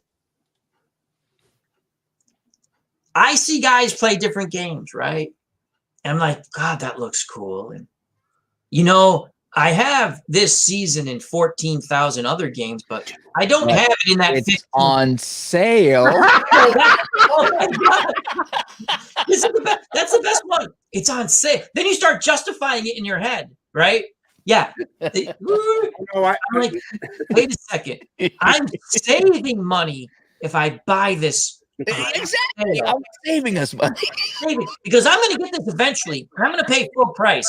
And by Coupon. God, Get a coupon for it. Triple coupon day at Strat. $3.75 on this $100 purchase. Yeah. I say it very simply. Well, everybody else has got it. Everybody else has got and then she could say, well, if everybody else jumped off a bridge, would you do it? Yes, of course. It's a game. You gotta have a new game. What season? Yeah, exactly. And they got that season too.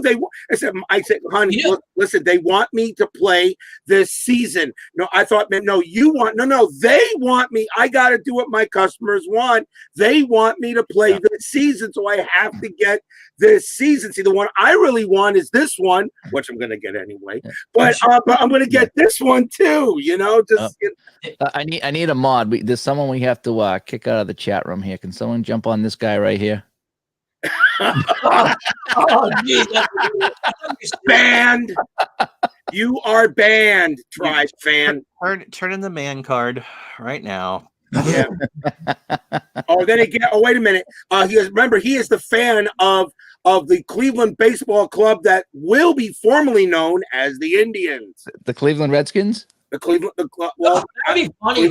I don't know. I mean, he's got to change. He's going to have to change his name because the Tribe will no longer exist after next year. I know it's going to be some blank fan. We don't know. Right? I don't know what they're going to call the Cleveland Baseball Club, formerly to soon be formally known as the Indians. I don't know. Caucasians. I saw those T-shirts. I like those.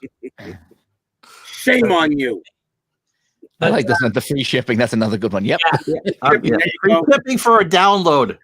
Jacket, what do you think? How do you justify this? How do you tell Sarah, that, honey? What makes you think I tell Sarah? Ooh, if it's under $100, I don't say a word. If it's a couple hundred, which I'm gonna, if it's a couple, if it's over $100, I'll talk to her about it. But no, I mean, I either wait for it to go on sale or I just get it. Yeah. Get it. You know what? When you buy that, though, doesn't it make you feel good until you realize, well, okay, I'll talk to me. I buy it. I'm like, oh, I'm going to do it. And then I realize like a year later, I haven't even touched that freaking game. Those are the ones you're going there. And it's not that, I wouldn't talk to her about it. I'm not being mean and deceitful. It's room on the hard drive. But no, I don't discuss with her when she goes to Kohl's and spends money there. Do we really need that again? But yeah, so no. I mean, Rob is a very logical approach in his argument. But what I'm saying, I'm not spending money we don't have. Right. No, I'm not getting that. But I'm just saying yourself. Okay, you have the money. So it's like, how do you just justify? It's like you have all these games, all these seasons. Whether it's you pick up another Action PC season or a Strat season or an APA season. Yeah, no, I'm not talking like justifying with the wife so much. But okay, just to yourself, it's like how do you sit there and say, okay, I saw someone playing this and I want to play this season pretty too. much that. I with the Action PC stuff, because it goes on sale all the time, I have it. I bought it all. Yeah, I have all of them too. And so I think harder now about new games because I'm with Al. My seasons have seasons, my projects have projects, and if I lived to be 500, I would never be able to finish it all. Yeah. And so it's got to be. I just do it because monkey see, monkey do, and Gardner will be going, God, you got to do this, man. You got to do this. You got to do this. You got to get this game. It's great. It's great. It's great. And I do. And he's generally right. And because all of my purchases are pretty much purchases for the hard drive, it's not like I'm taking closet space for it, right? That's right. I think it's something to know I have it. Like I can sit there, whether it's on PC or a board game, and sit there. I got it. Isn't it? It is. It is. Yeah. It is. I'll be honest. Let me tell you. There's more concessions to have. I bought Payoff Pitch. I have every single season that he has available. I bought Inside Pitch. I'm only 5 seasons away from getting all of the seasons available from Inside Pitch. 2015 to 2019 is all I'm waiting for now. I have another game coming in. I've not decided yet if I want to be, because I'm a completist. My thing is this. Me too. I get into something, I get it all. I will not get something that is not that has stuff that's missing, okay, or something that something is out of print or anything like that. That's, I get it all. So right now, Payoff Pitch has 27 seasons available, minus the 1889. I'm not interested in that one, or his fictional seasons, but he's got 27 MLB seasons. I have them all. Inside Pitch has 44 seasons available. Right now, I have 39 of them, and one will be arriving another one will be arriving Monday. Okay, this other one I'm thinking of going has 108 seasons available, 103 seasons available. Don't know if I'm going to go route yet. I got to play it and see if I like it. I mean, I did remember I bought Appa. Appa has every season available from 1901 to today. But after playing Appa a couple of times, I just really didn't like the game engine. So I just don't want to go that route. Okay. But I'm a completist. So that's just me. I mean, I'm the same way too. It's like I never want to stop playing something and then like really like what I'm doing and say, oh, I don't have this guy or this team or this season. You know what started that for me was 2nd and 10. Because you buy games and you buy seasons and you had to control yourself. Second 10's good. And then 2nd and 10 and OOTP came with every season. Yeah. And it's like, oh, you can have your cake and eat it too. And have a tummy ache because you eat it That's over. right, Bears Den. So at that point, and then sales. Decade sales for certain companies, and you get seasons for $3.60 a piece. You don't have to go like, and again, it's a saving. I got the coupon for it. It's a triple coupon. It's $200 if I buy these one at a time, but now it's $36 for 10 seasons. Yeah. And so yes, once you get that in one game, or if you get the one season that you like, your pony season, for me it's 78. I must have 1978 baseball in 15 games. Yeah. My name is Al. I have a problem. I'm here. My name is. We joke with our pesky pole, Michael, on Digital to Dice, right? And I say he's my sponsor, and I say I'm his sponsor. And it's true. You see someone playing a game and you're like, wow, that game's cool. And you're asked, how do you justify it? It's what we do. Yeah. In our nature. It's a hobby. It's who we are. Yeah. It's cheaper This is than what we'll be. It's cheaper than baseball cards. We have no life. When I worked at a card store, Yeah, it is cheaper than baseball I cards. started buying the product. And a drug dealer should never buy the product because you snort up all your own profits. There's your lesson for tonight, people. If you ever start dealing, Mommy, Daddy, I was watching Uncle Ron, and I was trying to make a career path, and I just want about something. Netflix has a show, and I just want to know, Mommy, Daddy, what does it mean, Mommy, Daddy, not to snort all your product? Can you tell me? I want to be a businessman, Mommy, Daddy. Walter White will start watching Breaking Bad. Anyway, Ron, can you go green screen while you tell the story? No, I'm not doing the brick. Oh, come on. You Not got to do the doing brick. the brick. We got a lot of people watching us. We're right at the How many crescendo. people how many people are watching? Almost 50. That's awesome. And we're almost 3 hours Glad in. to have everybody here. We've had a steady 45 to 50. So Ron's got to go. Fine. This is aside from the banner. Behind the curtain. This is there we go. There we go. Oh my Hi God. there, everybody. It's not so bad tonight. It's not so scary.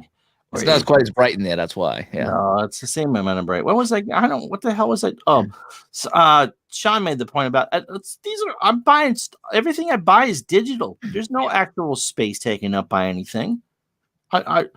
The Shaviti games. I find myself buying more of those. Am I ever going to do the gymnastics from the 1984 Summer Olympics? Yes. Maybe.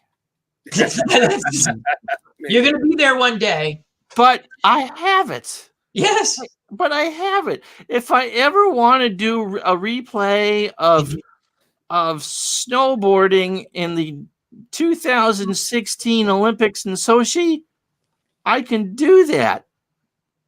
Mommy? Daddy? Yeah, I can. Don't look into my eyes. Here, I was listening to the Brick Talk.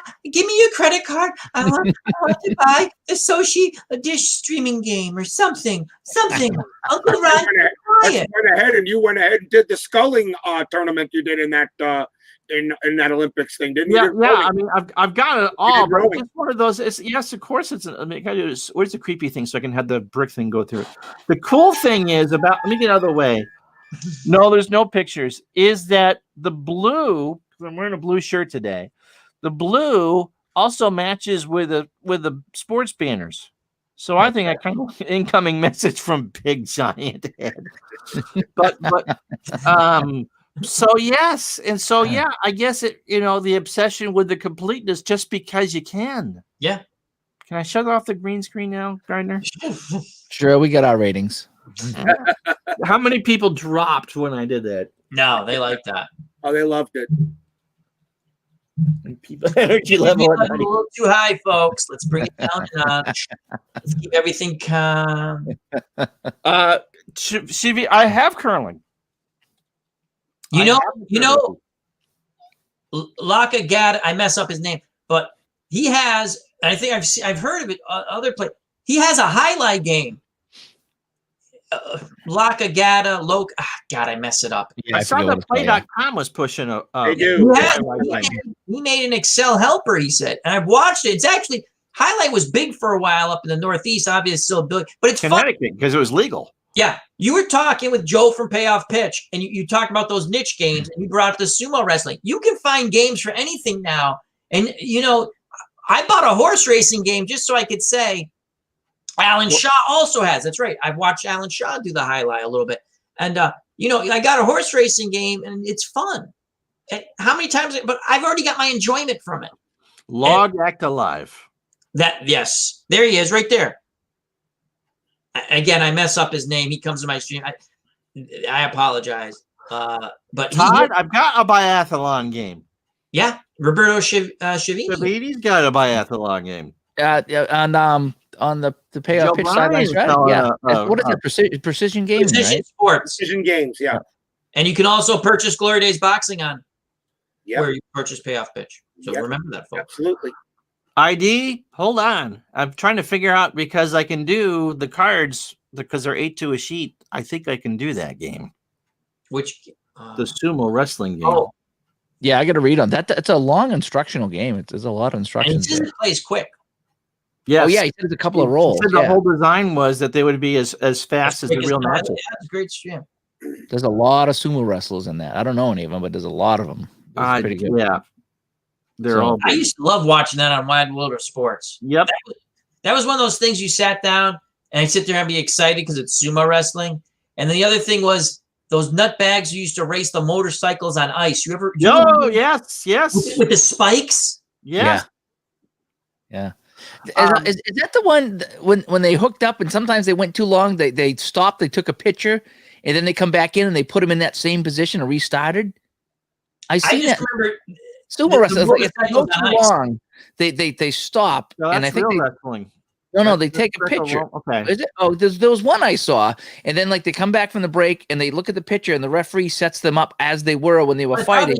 That was nuts. You think if you fell off that bike, someone might run you over with spiked tire. And I used to sit there and watch log rolling. Remember all the cool stuff they had on ABC Wire? Yeah. There's one sport I haven't seen recreated on the tabletop yet. Well, that too. So that would mean no. Actually, I think someone does have like the steel winners. Those things. Chariot racing. That was a fun game. I've got that game too, and I keep. Have you ever won? No. I've played that game. No. I've won like twice. No. Barrel jumping. Remember those? Oh, I love that. Yeah. I love the ice skating. You jumped over the barrel. You jumped over the barrels. Yep. Seen that was great when I was 6 years old and could watch all the sports I wanted. I love Wide World of What else? Come on, let's think before we go. Let's think of some weird things on Wide World of Sports. So they barrel jump. I haven't remember barrel jump. So weird things on Wide World of Sports. I saw back cliff diving. Acapulco cliff diving. I think Roberto's done that, Al. Actually, I think I have that beat. ESPN once did an article. Dog race. That's right. ESPN once did an article on cherry pit spitting. Oh, Not kidding. They actually did an article. This was when all the sports were shut down during COVID. No baseball, football, But nothing. did they show it? They did. It's on. They said it was on ESPN 8. ESPN 8. Yeah. ESPN 8, and they actually did an article. They did a story on a family, a cherry pit spitting family. I'm not kidding. It is there. And I saw that, and I said, "That's it. I have now seen everything." a family that spits together. Pit spitting Stays is a together. sport. The Al, what is Uncle Ron? they had Cherry toe pit wrestling spitting once is a on sport. Wide World. What was it? Toe wrestling. That I don't remember. I do remember. I think it was Big Paulie. He said dog racing. I think he means the itinerary, the one in Alaska. No, the Greyhounds. They had that too. Yeah, they.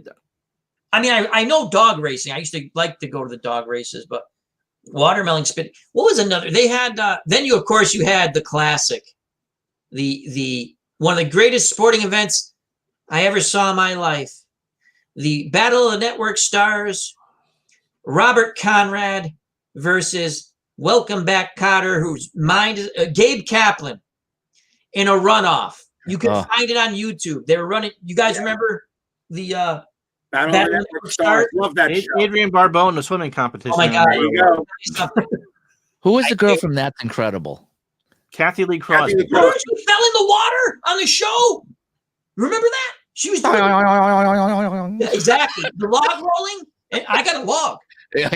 There's a lot of log rolling when she fell in. Yes, I remember getting up going, "Mommy, Daddy, don't come in. Don't come in. Just Put a leave me alone.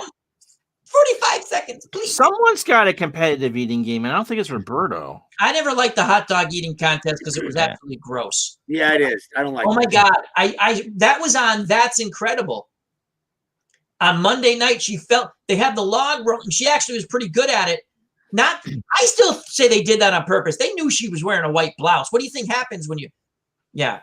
So Gabe Kaplan on the Battle Network Stars, Robert Conrad, they were tied, right? They were tied, and they didn't want to share the points. And Gabe Kaplan, Robert Conrad goes, "I'll race you for them." They were captains of their teams, right? What he didn't know was Gabe Kaplan ran track competitively, like he was really good in high school, was a good athlete, and he just didn't look like an athlete. He kicked his ass. It was awesome. I love Gabe Kaplan. Anyway, that was on ABC. Oh yeah, Brandon. What? Sports World once did the world's fastest Rubik's Cube contest. Oh yeah. Yeah. Oh, they're like ridiculously fast. Unbelievable. 8 seconds. I remember that. Yep. You know what I used to like on ESPN? The world's strongest man, when they pick up all these things and you got to put the round ball here, put the next round ball there. Those are good. Anyway, I digress. I don't have anything left. Okay. Okay, we've gone silent. Not good. Oh, We're gonna try to show this without getting in trouble and see we'll see if we get kicked off or not. But we're gonna play this. This dream might end soon.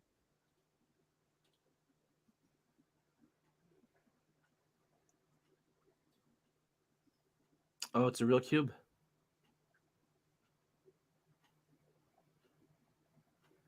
He's not doing so good.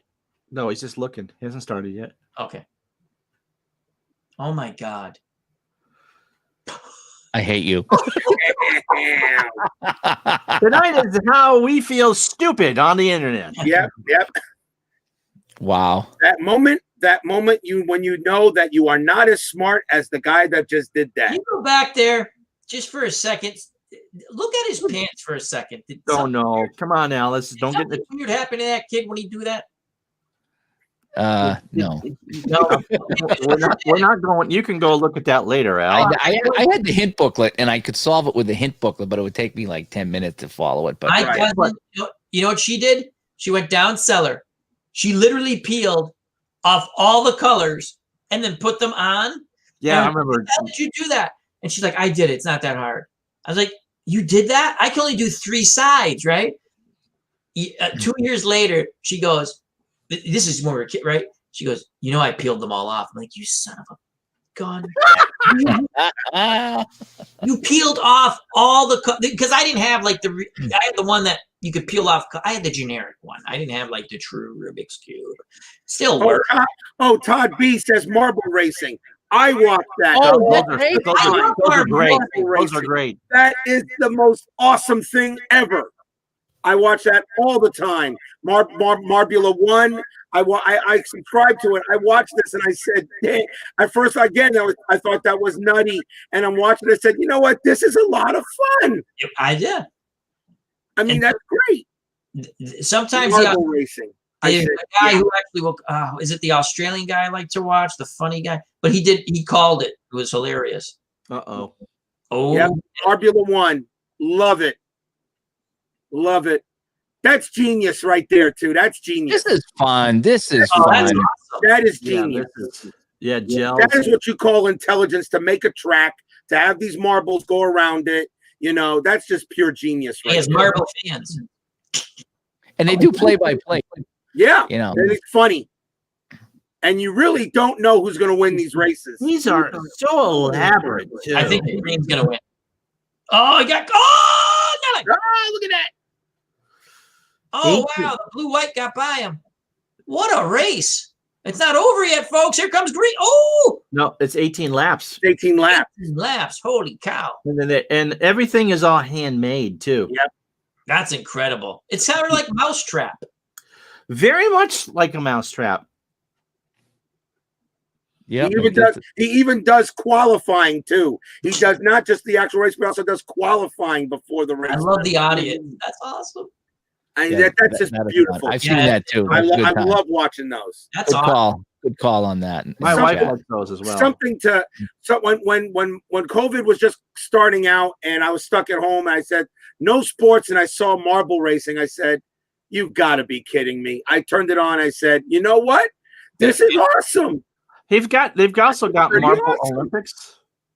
Marble Olympics? Marble Olympics. Look up the Marble Olympics. And he's got a Winter Marble Olympics too. I believe it's a teacher up in Canada that does those.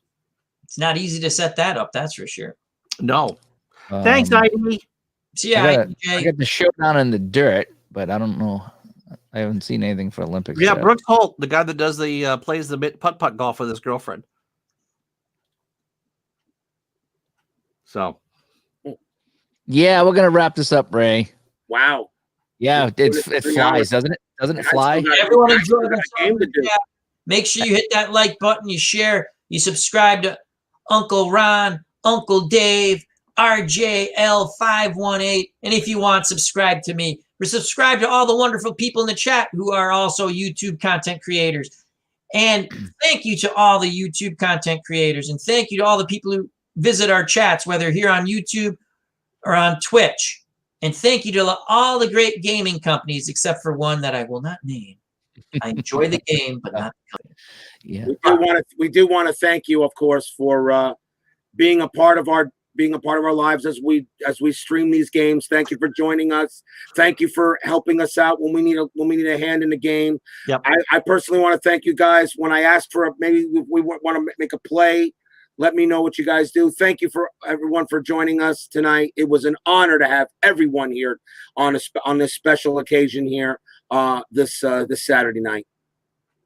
Yeah, no, it was a good time. Thanks for coming on, RJL.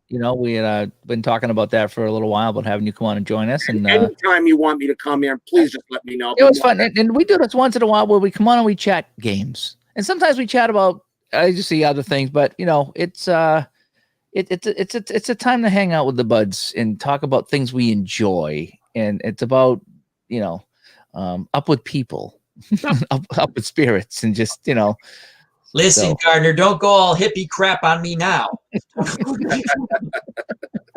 Sometimes we used to watch a commercial until we got kicked off. We need professional help, although I don't think it'll work. Yeah. So yeah, we have we try to have some fun here. We had a steady chat like after about 10 minutes into the show. So good job. Yeah, and it's a lot of the guys we see all the time, so that's what we want to do is come and chat and interact with everybody all at once on every now and then on a Saturday night, and so we just like to have a good time here. Ron, you want to say anything before we head out here? I greatly appreciate all you guys spending the evening with us. So, yep, and oh yeah, I gotta. It's Christmas this week. I forgot, isn't it? It's the 19th. Happy holidays. Wow, it's getting real close, isn't it? It's okay to say Merry Christmas, folks. Ain't nothing. It is. Yep. Yes, it is. So, all right. Well, we're gonna wrap things up here. We had another extravaganza tonight. We had a good time. Myself, Ron, Al, and special guest RJL was on tonight, down from sunny Florida. Sunny Florida, where it's 70 degrees. Oh, That's not my fault. You know, I got nothing to do with the weather. can I say You one know? more thing? I mean, what do you want me to do? So what if all three of you places, okay, combined don't equal up to the weather we got down here? I mean, you know, that you guys got 2 feet of snow and we got none down here. I can personally say there's not a snowflake to be found down here right now. You got a you few. haven't been to a bar recently, have you? Can I just say one last thing? You have the floor. You have the Thank floor. you. Sorry. I wanted to do it and it just popped in my head. MP Fox, our good friend, check out that wonderful card collecting channel with his son. He sent me in the mail my 2 most favorite baseball cards now. They did baseball. Awesome. MP Fox and his son, and it's a wonderful. Oh, And I that's wanted to say this in awesome. the beginning, and I just because I'm old and I'm stupid, I forget stuff. But thank you very much, MP Fox. Merry Christmas to you and your family. That's great. Yeah, it was really cool. Thanks, Bobby. And Take care, Bob. And from Sorry a Jew here, I say Happy Hanukkah. So. Happy Hanukkah. Happy Hanukkah to everybody. Nothing wrong with saying that either. It hasn't been snow in Tampa since '77. Wow, that must have been something to see. What's snow? What's that? No, I'll send you some. So anyway, Trust me, I don't think it'll get there. I don't think it will make it. Was That there trip. snow in Tampa in I 70? don't think it will make it. yeah, we should send some. I mean, if they were smart, we would just put it in trucks and send it down to Florida and just melt it down there, and that's the way to do it. You know, It really makes is. sense. Up before it even got to the state. Yeah, that's fine. That's fine. If down in Carolina, if it just melted in the back of the truck, at least it's out of here, right? So, but anyway, RJ, stay with us when we sign off. Okay, Sure. Don't jump out. Just stay backstage. Not a We problem. get some parting gifts for you. Parting gift for me. I don't know what It's we a got. year's supply for me. Tell him what he won. So, but yeah, folks, thank you so much for joining us again. And of course, we have to say hi to Patch, who's going to watch this whole thing again. So, Hello, Patch. hello, Patch. Good morning. Good morning, Patch. Yeah, and Ron, we were checking out some of the Spreaker stats, right? Yes. And we had some listeners, Taiwan, Japan, Japan. a lot Germany, in Great Britain. We had some listeners from all over the place for Digital to Dice. From the UK. Yeah, I was surprised how many listeners we had from around the world. Good So- morning. There's Patch. Hello, Patch. Speak his name. Wow. What better way to end the show than with Patch? Patch coming in at the end. you. Yep. So thank you so much again, everybody. Thank you all, you 3 guys, for coming in tonight and chatting some games. Had a lot of fun tonight. So we're gonna sign off, folks. Thank you so much, and we'll talk to. You'll see us all on YouTube this week, and we'll do this all again. I'm sure. We'll talk to everybody later. Bye Bye-bye. Al, bring us out. Bring us out, Al. Till next time, my friends. Remember, Uncle Dave, Uncle Ron, myself. Thank you to Rob. You never know who's going to be on. God bless, and you know what's coming, folks. Peace.